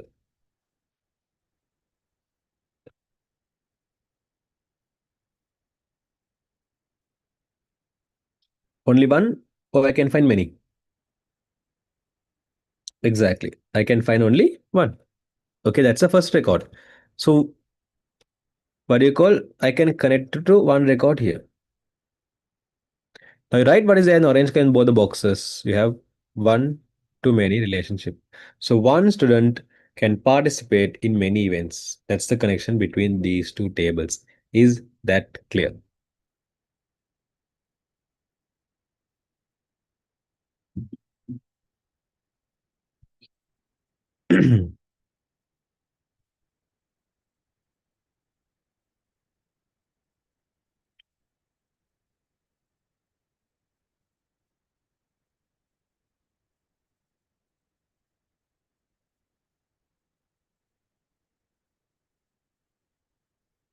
I'll explain all three types, right?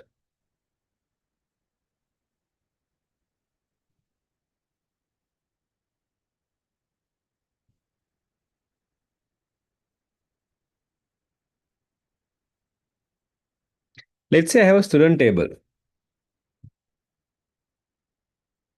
and I have another table called NIC table.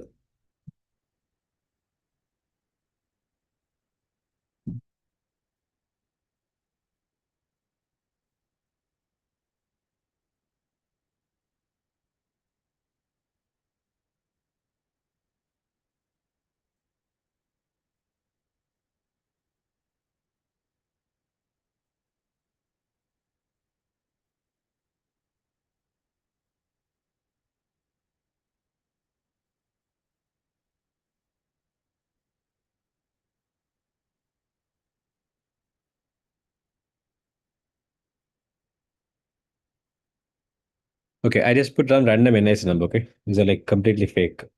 You can never find such a nice number. Yes, Samil. If I take these two tables, are there any fields common in both the tables?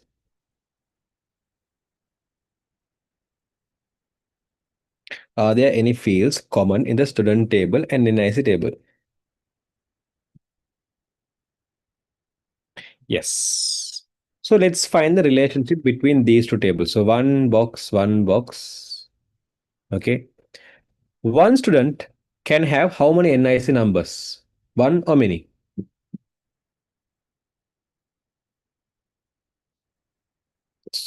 So I can in a NIC number table, I can have only one record. If I take one record in the NIC number table, for example, if I take this record can be relevant to how many students? Only one student or many students?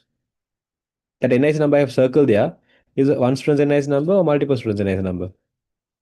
Exactly one, because everyone has a unique NIC number. So in both the boxes, I have one and one. So this is a one-to-one relationship. So this is how you can see one-to-one relationship. Always don't depend on the given data. Always think out of the box. Can it repeat? Could it repeat? Could it repeat? So don't just limit yourself with a limited given data. Just think out of the box. Can it repeat? So practically a nice number can't repeat. So this is a one-to-one relationship. Tell me, are you clear with what is one-to-one relationship? Is this clear? Perfect.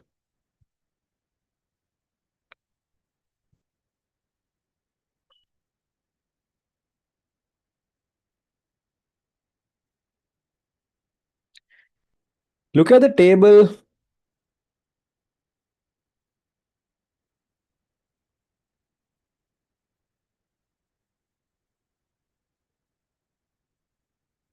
Okay, let's say you get a question like this. What is the relationship between book table and customer table? Look at both these tables and tell me, are there any fields common between these two tables? Are there any data stored in these two tables commonly?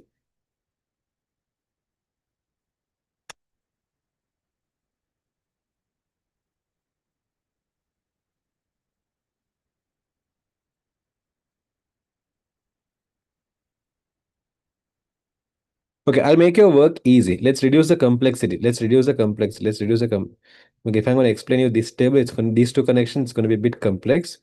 I'll make your explanation easy. Let's say you have the book table and order header table. Between the book table and order header table, are there any fields common? Sorry. Between the book table, what if two students got same place in same event? No issues. I'll come to that question again, Mejwa. Are there any fields common between these two tables? No. Nothing is common between these two tables. So let's say you get a question asking to find the connection relationship between book and order header. In these kind of situations, you have to go and see, is there a third table that has details about book as well as details about order header? Do you have a third table like that?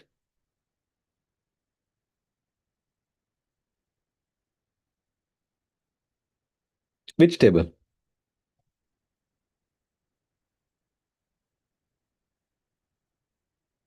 Do we have any tables here that has details about books as well as details about order header? Which table do we have that?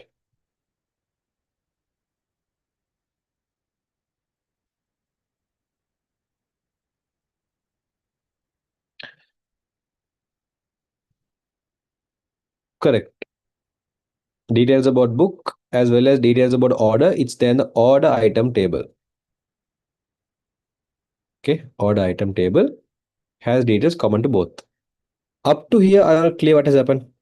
There is no connection, direct connection between these two tables, but they have a connection through the order item table. Is that clear?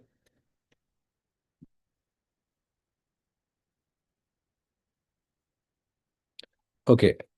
Now I want to figure out one record in the book table. It can be connected to how many records the order header table. But I have a problem. Both these tables don't have connection. So without finding one record, how many can be connected to how many records in the order header table, I'm going to see one record here can be connected to how many records the order item table. So I'll mark this letter A. I'm going to see one book, how many relevant to one book, how many records I can find in the order underscore item. Okay. So did this question in your school? No. So based on that, tell me one record in the book table. Okay, if I take one record here, relevant to one record, for example, if I take the book number B001, relevant to book number B001, how many records I can have in the order underscore item table? Only one record, or I can have many records?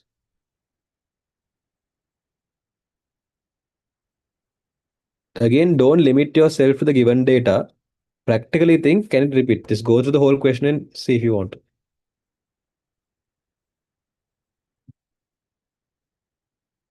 Yeah. Now, for example, currently you can see book number B001 was bought here. That is with whom? S002, which is 503. That's basically Kasun. For now, you can say Kasun has bought that book. But let's say Dilsha also went and bought that book. So I'll be like 7001. So 7004. Dilsha bought the book on, let's say, 13 January. So here I'll mention S004. In that order, B001 was bought two books. So what I'll say? This is Dilsha bought two books. So now you can see this has about Dilsha buying that book, and this has about Kasun buying that book. So the same data can repeat. Okay. So one book can have, you can have multiple records here. Now vice versa. I want to see one record in the order underscore item table. Okay. If I take one record here, this can be connected to how many records in the book table. The problem is both of them. So not one record there. I want to see one record here. Okay. One record here. The order underscore is there. One record here. I want to see it can be connected to how many items in the book table. But the problem is both of them don't have any connection. So what I'm going to do is without finding book table, I'm going to find the connection of it with order underscore item table. So I'll let this B. So this is B. This was A. So if I find the connection between odd item, order head and order item, these two tables basically,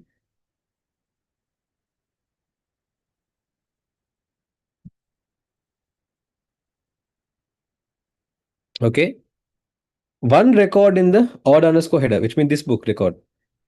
Relevant to one record here, how many records I can find in the order underscore item? Let me know what is the connection between these two tables? Order ID, right? So the same order ID, how many times I can have there? Only one time, multiple times. The connection between these two tables, order head and order item, is order ID. That's the common field between both the tables, right?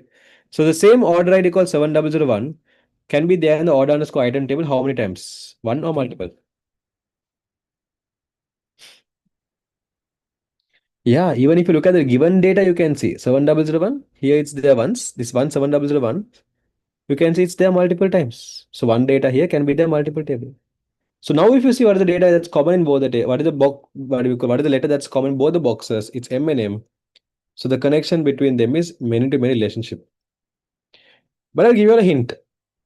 Normally, if they ask you the connection between two tables, and if there is no fields common in both the tables, then definitely it's going to be many to many relationship. Because many to many relationships you can't create with just two tables. Two tables are not enough to create many to many relationships. To create many to many relationship in database, you definitely need a third table. So if you notice that there is a third table used to form the connection, then definitely it's going to be many to many relationship. Is that clear of here? So many books can be what you call purchased by in many orders. That's the idea, but yeah, got it.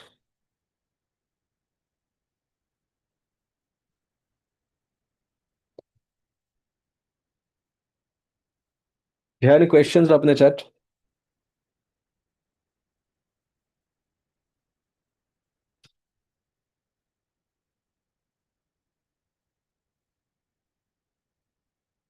Okay. So Zuha, you asked what if two students got the same place in the same event, right? So it's going to be something like this. 1, 2, 3, 4, 5, 6. 1, 2. Sorry. I don't know what this event ID means. So I'm going to just leave it as it is. Let's say two students. For example, there's a student called S03. Let's say he also ran the 100-meter race. So S03, he also ran the 100-meter race. And let's say he also got fourth place and he got 4 points. So what is the problem?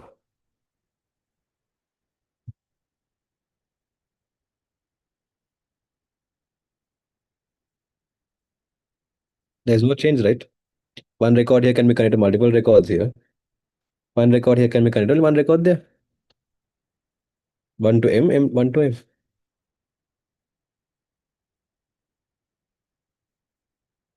Let me know your question clearly so I didn't get your question properly, but yeah. Anyone having any other questions there?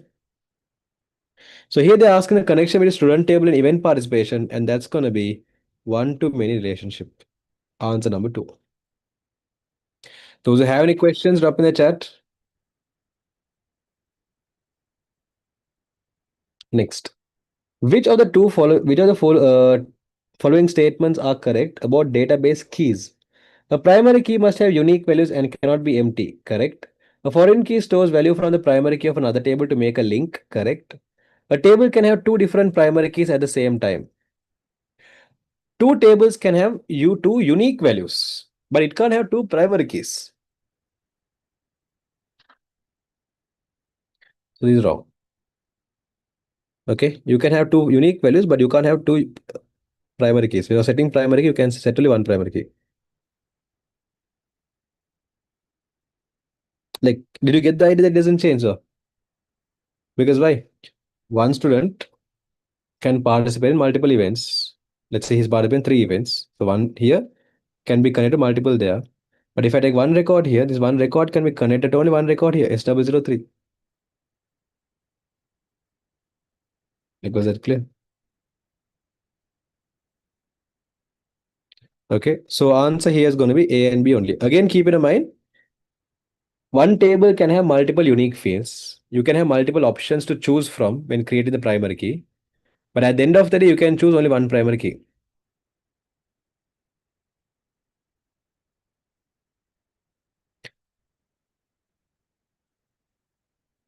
So answer is A and B only.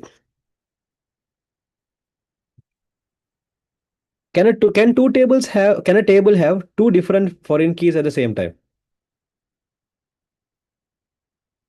What do you all think?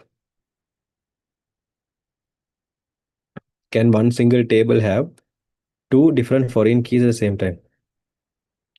A table can have two primary keys. No. No. Primary keys are used to identify records. So we normally identify records only using one field. They're saying not two fields, they're saying two different primary keys.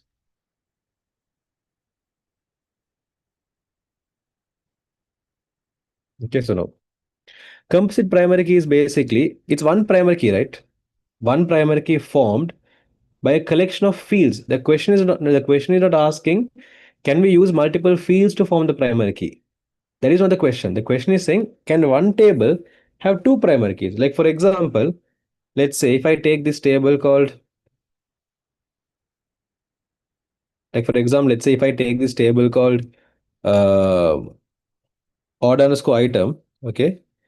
In odd underscore item, the primary key is going to be, okay, the primary key is going to be order ID plus book ID. Okay. So can I tell the odd item is going to have two primary keys? One of the primary keys is odd ID plus book ID. The second primary key is going to be order ID plus book ID plus quantity. Can one table have two different primary keys? Can have two primary keys at the same time? You can't have both. Either this or this. Something like that. Makes sense? So for example, if you take book table, in book table, the primary key is book ID. But at the same time, can we use book ID as well as title? Can we use both the fields as primary key? Not together. I'm saying two separate primary key. This is one primary key, that's another primary key. Can we have two primary keys? No, you can't have two primary keys. You can have only one primary key. To form that primary key, you can use two fields. So if you read the question properly, the question is asking you a table can have two different primary keys at the same time. So this is one primary key, that's another primary key. So it can't have two different primary keys. If the question was something like this, a table can have two different fields, okay, two different fields Used to form the primary key?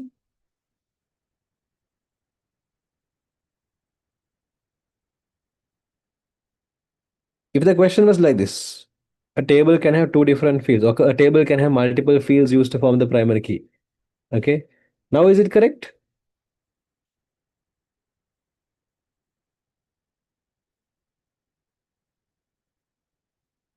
No, Zainab, only until this 30. A table can have two foreign keys, right? Yes, a table can have two foreign keys. Okay. So keep in mind here they are saying, can we have two different primary keys? Can we have two different primary keys? Nope. Only one primary key we can have.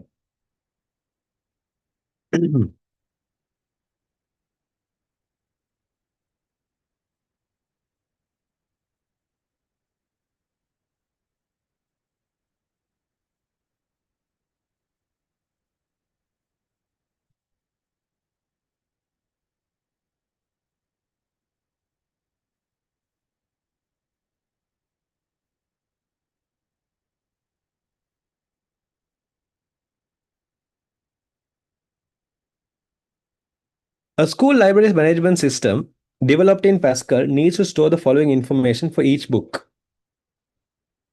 In Pascal, what combination of data would most probably for storing the above information respectively? ISBN number, a 13-digit code. If it's going to have only number, then we can use integer. Number of pages, total pages. Again, that's also going to be a whole number, so integer. Daily fine rate, late return penalty per day.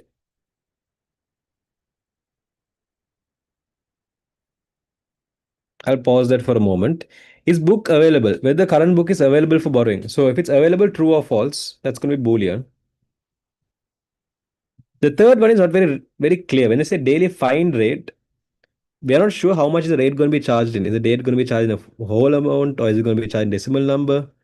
We don't know, because sometimes when you take those bills and all, the bills you might see the tax percent tax and all, it might be coming as like somebody who don't notice a bill, they'll mention service charge that and all. But they mention that sometimes it will come in a decimal number. So it can be decimal, it can be whole. So let's see, is there an answer matching us, okay? Integer, float, boolean. This is kind of matching. Real, no. String, no. Integer, real, boolean. Okay, we have real here, we have float here. If you take real and float, did I teach you anything about float?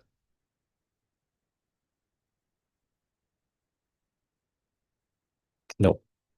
Because float also means decimal number.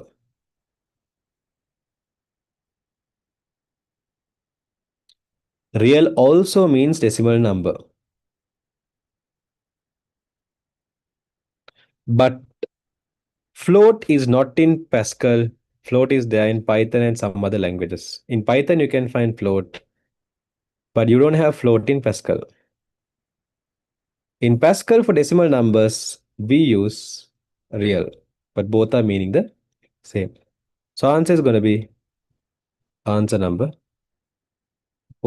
Float means decimal number, but again, not in Pascal. It's a different program in different program language like Python. I think PHP also we use float only, but PHP does not need this one. Does not need data type.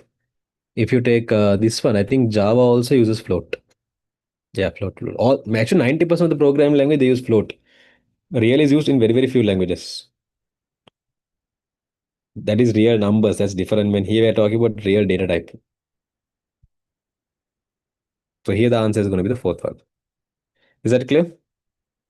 So why the answer number 2 and 3 are wrong is because in 2 they have mentioned real in the beginning. So real is basically talking about decimal numbers. But because they have mentioned a 13-digit code, you just have directly 13 digits. So because there is no decimal numbers, this is wrong. Here they have mentioned string. ISBN number, it's a number, it's a code. So there is no letters. String is normal use if there is a text. So therefore that's wrong. So answer is going to be the fourth one. Is that clear?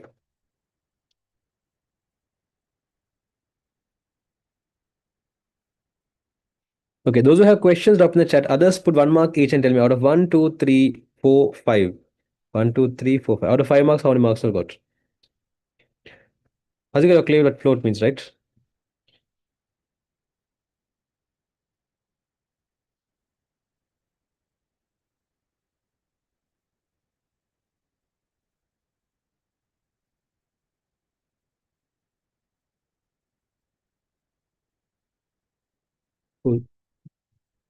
Okay, so with that, we're going to stop there. The next class, we might discuss the balance question and we might go further.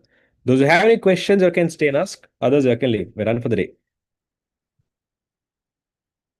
Anyone having any questions based on what we learned? Oh, yeah, extra as well.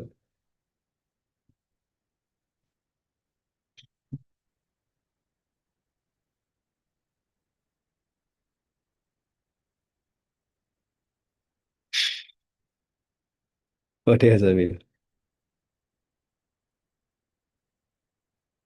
We'll discuss part two. Actually, in part two, yesterday's class, in the recap class, we discussed the database question. And next Tuesday's class, I might discuss this one.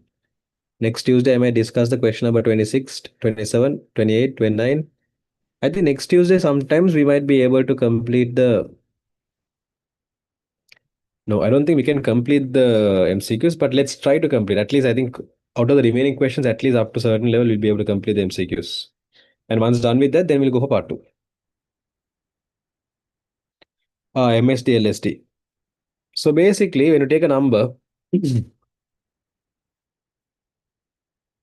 I write a number here called 207, 2714. When you're in Montessori or grade 1 or grade 2, can you remember you learned about something like this? Like you used to play with beads. Ones place have four numbers, tens place has one number. These kind of things all did, right? Place value, exactly. So based on that, tell me, we have number 4 here. The value of this number 4 is 4. We have number 1 here. But is the value of this number 1 1? No. Its a value is how much? Exactly, 10. So similarly, what is the value of this number 7?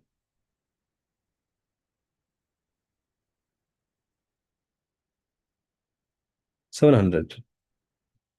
What is the value of this number?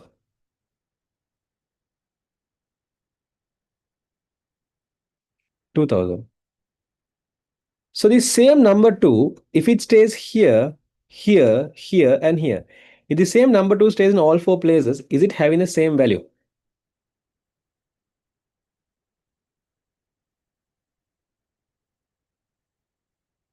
You can actually do it very fast. We have just started now. Then same number 2, if I shift the positions, is the value the same or value is different? It's different. Okay. Who is differentiating the value of this 2?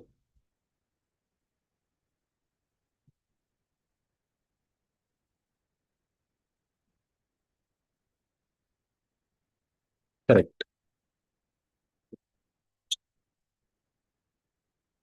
This place value. Like you all have learned now. Ones place, tens place, hundreds place, and thousands place. So when you take most significant digit and least significant digit, imagine, for example, all these digits are sitting in a chair. Okay. What is the most powerful chair? The most significant, what is the most powerful chair in this 2714 number? The 2714 number, if all of them are like one shares, what is the most powerful chair we have here? Correct. So even if a useless fellow goes and sit in that chair, he becomes powerful, right? Correct. Like even if you go and put number 1 there, it's going to be powerful than all the remaining numbers, right? Yeah.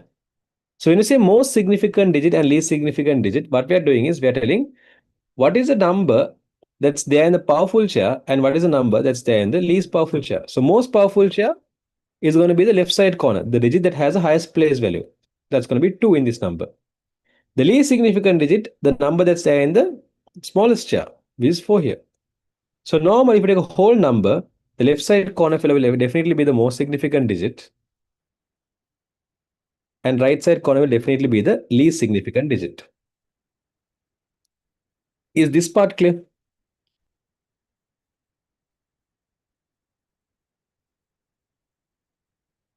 But there's a loophole here.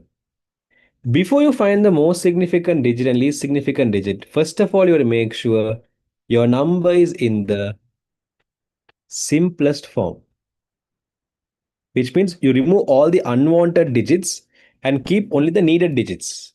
Now, for example, is there a difference between how you will read these three numbers?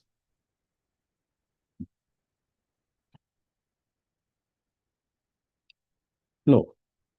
If I let's say if you got a number called 0002714, and if you are asked to find the most significant digit and least significant digit, first of all you have to make sure you write this number in the simplest form. Tell me, if I'm going to remove all the unwanted digit and write the same number again, then what is the number I can write in the most cleanest form? Correct. 2714. So first step, you have to make sure you keep the number in the most cleanest form, I mean the most simplest form. And then you can say the left side corner digit is going to be the most significant digit, and right side corner digit is going to be the least significant digit. Got it?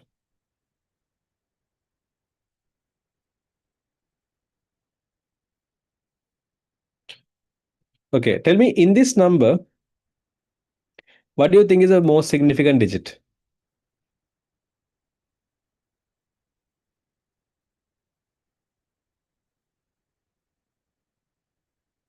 Perfect. What is the least significant digit?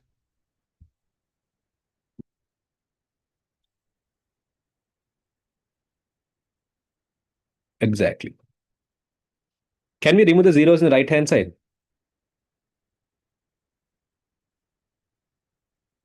No. Because if you remove those digits in the right hand side, the value changes. Right? So for example, the same number, okay, the same number, if I'm going to write in the simplest form, it's going to be 4103700. That's basically 4,103,700. So this also you will read as 4,103,700. This also you will read as 4,103,700. But if I remove the zeros in the back, then you'll read this as 4,001, 41,037. That's changing the value. So you remove the unwanted digits without changing the value. So this is the simplest form. In the simplest form, left side corner MST, right side corner NST. Got it?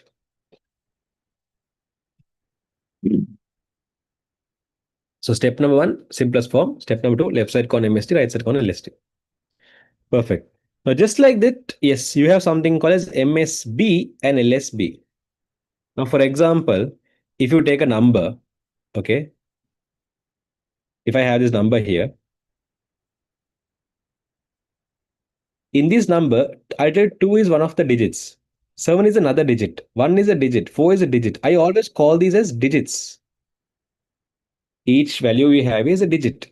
But if you take binary numbers, for example, let's say I have a binary number like this. In binary number, without using the word called digit, they have a special name for each of these characters. How do you call each of them as without using the word digit? Perfect. You can use a word called bit. So just like MSD, for binary numbers, again, you can call as MSD also. But in binary numbers, we normally call it as most significant bit and least significant bit. At the end of the day, both are same. Step number one, simplify. So how do you simplify it?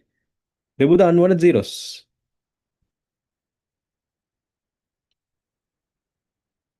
So if I, let's say we have this number, are there any characters that's unwantedly present? Yeah,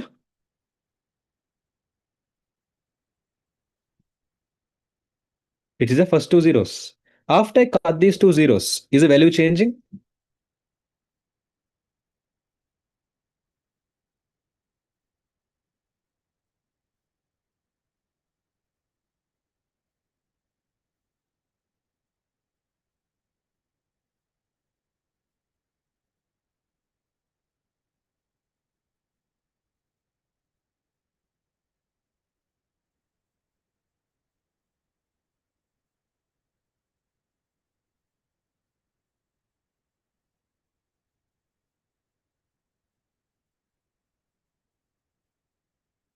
No, the value is same. Okay.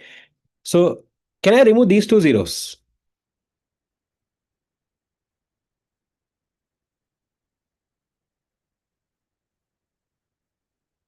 Can I remove the right side corner zeros?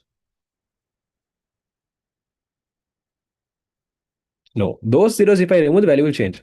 So what I should do is, if I want to write this number in the simplest form is going to be this: 1 0 0 1 1 1 1 0 0. And then the left side corner digit is going to be the most significant bit. Again, the bit that has the highest place, the place that has a high, I mean, the digit that is there in the highest place value point. And this is going to be the least significant bit, the bit that is there in the lowest place value point. So we are talking about, like, when these are chairs, which person is there in the highest chair and which person is there in the lowest chair. That's what we are going to find. Who is there in the highest place value point? Who is there in the lowest place value point? So most significant bit is left side corner, LSB is right side corner. At the end of the day, it's the same. Is this clear, all of y'all?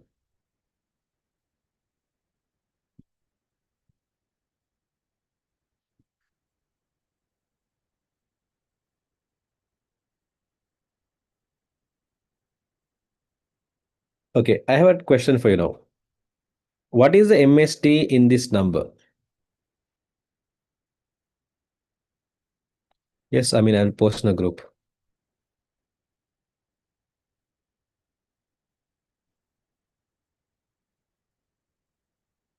What is the MSD in this number?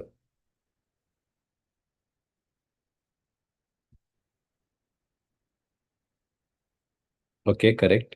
What is the least significant digit in this number?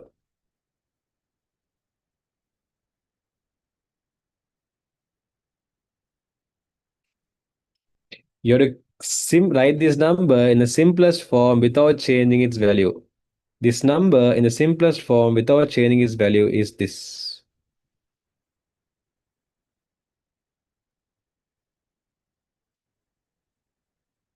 You have to include the numbers after decimal point as well. So after you do that, then you can say 2 is the MSD and 1 is the LSD. Because whether you write 5.5 or 5.50, both are same, right? So simplest form is 5.5. Or it's 5.500, same. 5.5 basically. So first of all, find the smallest, simplest form, and then left side corner, right side corner. Got it? Because the place value, if you all can remember, this is called 10 to the power minus 1, 10 to the power minus 2, 10 to the power minus 3. If you all have remembered grade 5 maths, I guess that's 10, 5, 6 maths. Place values. I think these are going as ones, tens, hundred. There, I think those are called ones and tens. With, like, I think use the word H as well. Something there's a word I can't remember. Can you explain number system? Go to YouTube, search for Master IT. Once you search for Master IT WhatsApp YouTube channel, there is a whole seminar for 2.5 hours where I explain the whole number conversion within 2.5 hours with notes. So these are solution for you. Because if not, I'll be taking out 3 hours to explain this. This is completely unwanted. Anyways, Aditi, are you clear on that? And Zara, got the idea? Alif, not worth it to learn the tables in HTML. Just focus on what we are learning in HTML at the moment. Because I explained tables in HTML around 5 times in the recap class. Within the recap class, 5 times I repeated. If you're so jobless, go and watch the recordings. It's not worth it. You will not get marks. Not even a single question will ask you where you can answer based on the knowledge. I know the knowledge you have, no? Based on the knowledge you have, that what you have knowledge is enough to answer HTML questions, you'll be tested. Anyone having any questions that you really want to know the answer of?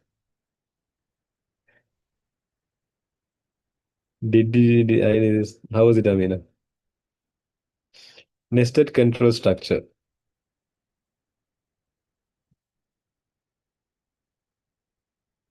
Mm, Zara, that was taught in that gap, I guess. There was a this one, no?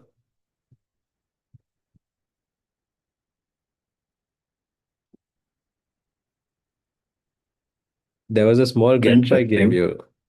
So I gave the gap. What time did I start the class there? Around 9 o'clock. Ne? So if I started the class there at 9 o'clock, then around 9, 10, 11, 12, 4 hours. Somewhere here I gave a break, right?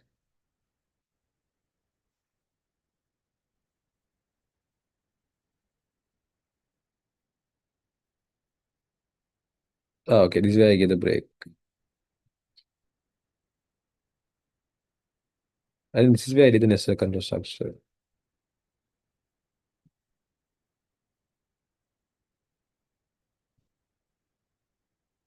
Yeah, quickly pay then come.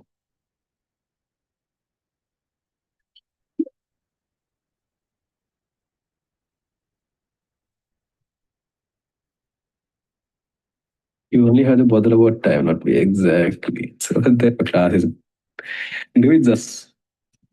I think it was this. Let me check. Candidate structure. Wait, take the second selection structure. Okay. Another thing you can have is inside one selection. Yeah, this is this. Boom.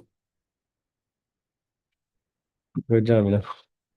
This has, but there's nothing big of a nested control structure, Tara. It's just basically inside one control structure, you have another control structure. Like this. I'll show it to you now. Wait. You don't have to watch that recording, I'll just show it to you here, sir. Um Grade 11 Pro programming.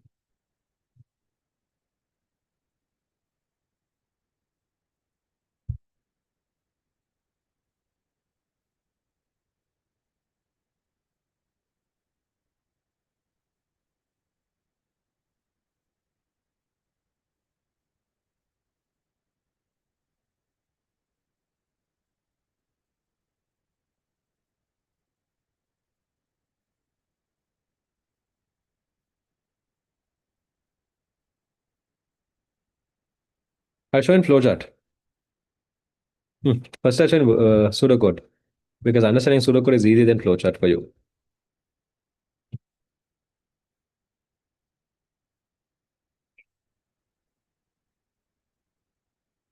Hmm. Look at this program and tell me, are there any selection structures, Zara?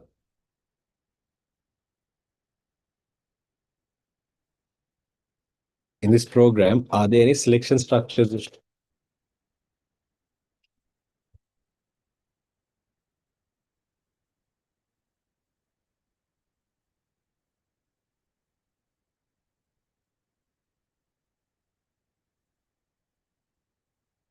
If I put this as line numbers,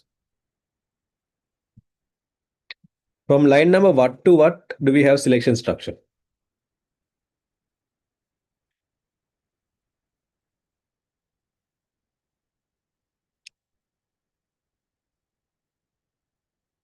Correct. Perfect. These are selection structure we have. Do we have a repetition structure here?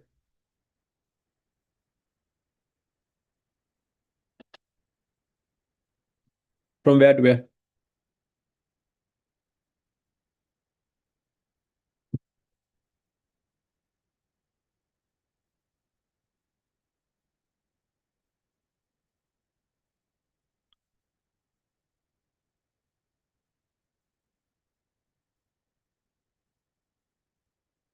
Correct. From 3 to 9, we have a repetition structure. So inside one control structure, do we have another control structure?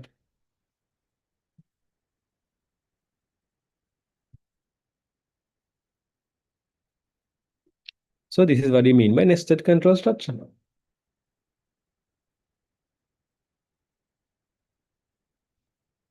You got it? Inside one control structure, you have another control structure. Shall I show you the opposite of this as well? I'll show the opposite. But first of all, tell me, are you clear about this part?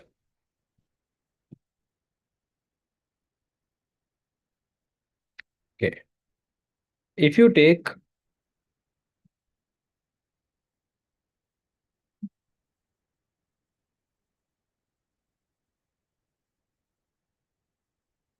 this question, That's the same thing. This is one control structure. The representation control structure. The another control structure. Another representation control structure. But can you call this as nested control structure? No. Why? Because both of them are separate. So if both of them are separate, then separate, separate.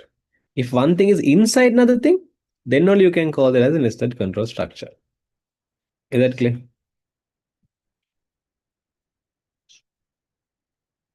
Okay, hold on. Iteration inside iteration is this thing. Yeah. Yeah. So iteration inside iteration is reparation inside reparation.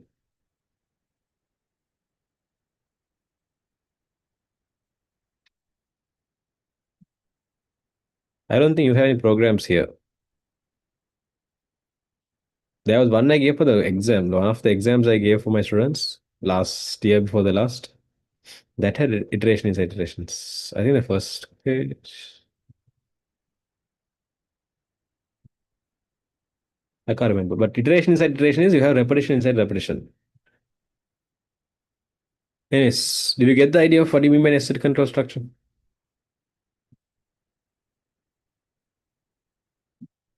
It has a Western Province paper. Oh, let's see. Part 2 of MCQ.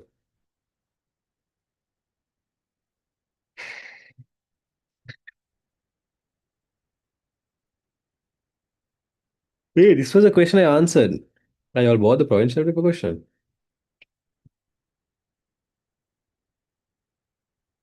Yeah. Which question? Question number? This box. This one.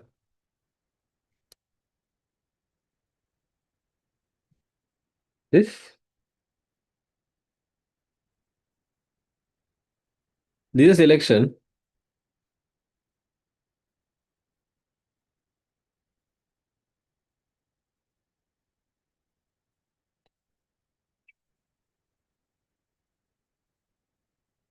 This is repetition.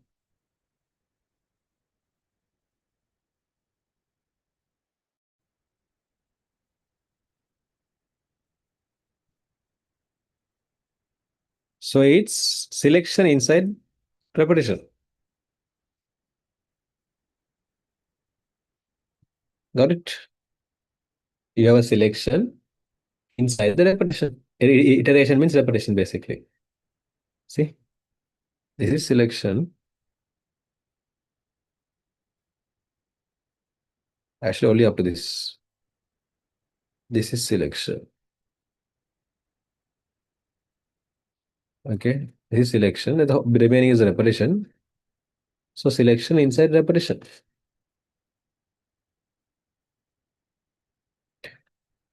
Is that clear? What do you know the answer for the question number 29? What do you write the answer as question number 29? For the question number 29.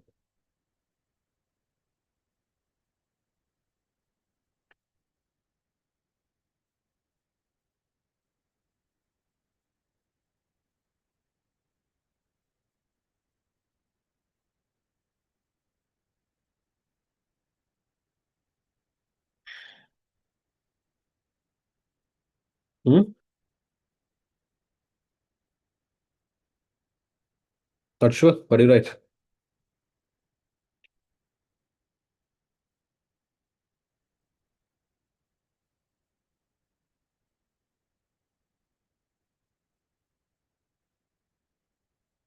Okay. Let me come to Salma's question now.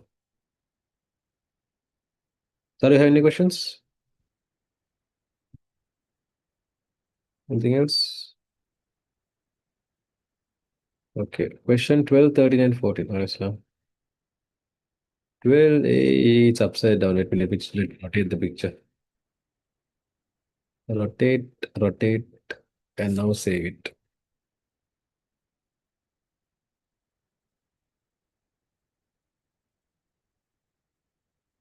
Dun, dun, dun. 12, 13, 14. Hey, we did this question that day. Which of the following field is more suitable to be selected as a primary key for the taxi? So each taxi, if you take rate type, you can see rate type is repeating. Driver name, you can see it's repeating. Driver city, it's repeating. The only field that's unique is taxi number. So answer for this is taxi number. Clear? That's fine. Is that clear, sir? Okay, next. Which of the following field is an example for a foreign key? So foreign key means normally primary key of another table. Now in taxi table, we found out primary key is taxi number. In the rate table, we have two fields. Out of these two fields, which field do you think is more suitable to take as a primary key?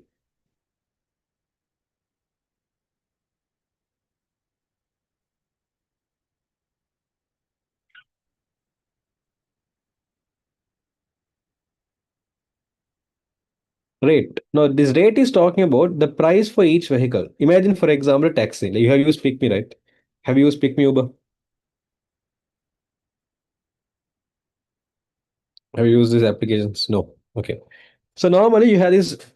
Let's say you're going to go in a taxi, like vehicles. Okay. So when you're going to go in these vehicles, you have different types of vehicles. You have car, three-wheel, van, all those stuffs. So this is talking about the price to go for 1 kilometer. To travel 1 kilometer, what is the price? Okay. Now, if you take this price for car, will it be this? No, the price we have today, after 5 years also, will the price be the same? Can we expect the price to be the same? No. So that means this price per kilometer, is it a constant value or is it a value that can change? It can change or constant.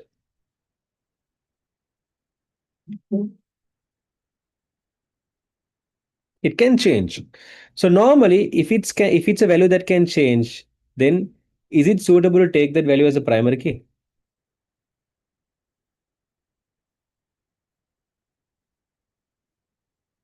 No. But if you take rate type, here we're talking about the vehicle type. So there's going to be a type of vehicle called car. There's another type of vehicle called three wheel. There's another type of vehicle called van. These are all different types of vehicles. So for each vehicle type, what they have mentioned here is the price per kilometer, price per kilometer, price per kilometer. So if you compare rate type and rate, is it suitable to take out of these two fields? Is it suitable to take rate type as a primary key?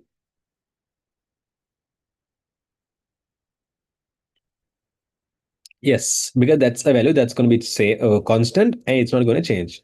So this we can take as primary key. Now foreign key is where when a primary key is going to go for another table. So do we have this taxi number field? Okay. Do we have this field in any other tables? Is it a primary key, right? Do we have this primary key field in another table? Can we see that in the rate table? No. Here the primary key is rate type. Can we see the rate type in the taxi table? Like, can we see this primary key in another table?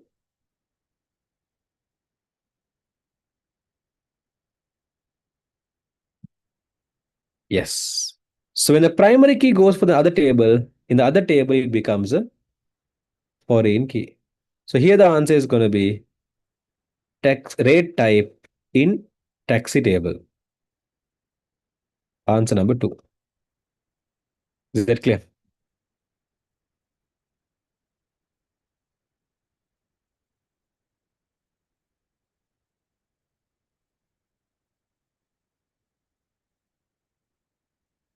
Then how many fields and records are there in the rate table? So fields are basically if you're going to let's say you're going to enter new data, okay, how many like fields are basically like the questions you'll be asked. So let's say I'm going to enter new data into the rate table. I'll be asked two questions. One of the questions I'll be asking is okay, the new data's rate type. And what is the new data's rate? So fields are going to be two fields. So how many questions I'll be asked when I'm entering a new data? Simply you can or you can think as a columns. It's not correct to tell columns, but yeah, you can indirectly think as the number of columns as fields. So we have two columns, so two fields. One of the field is rate type. This is one field. Other field is rate. And how many records do we have? Records are the rows containing data. Okay.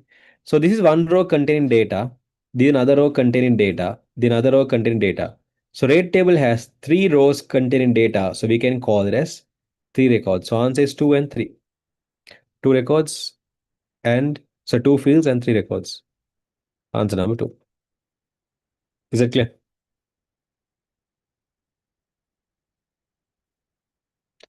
Any other questions? Yeah, tell.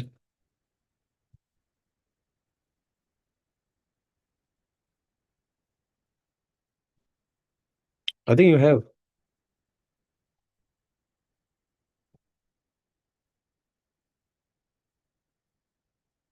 Just WhatsApp that number. I'll check it. I can see the message that number as well. Which one, Salon?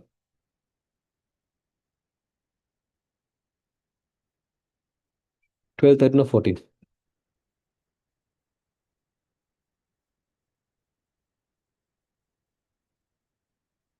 14.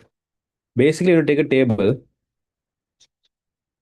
you can simply think as the columns as fields. So this is going to be one field and this is another field. Okay, so these are two different fields. The columns you can call as fields. Okay, and then the rows containing data. That's for example, this is one row containing data, the another row containing data, and the another row containing data. So the rows containing data you can call it as a record. So this table has three records and this table has two fields. Got it?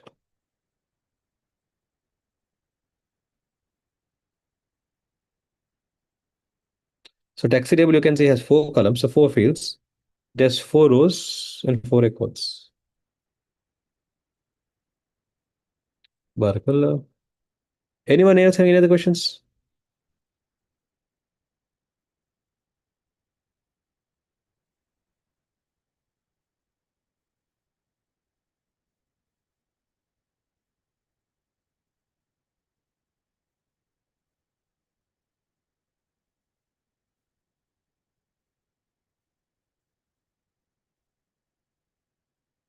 Okay.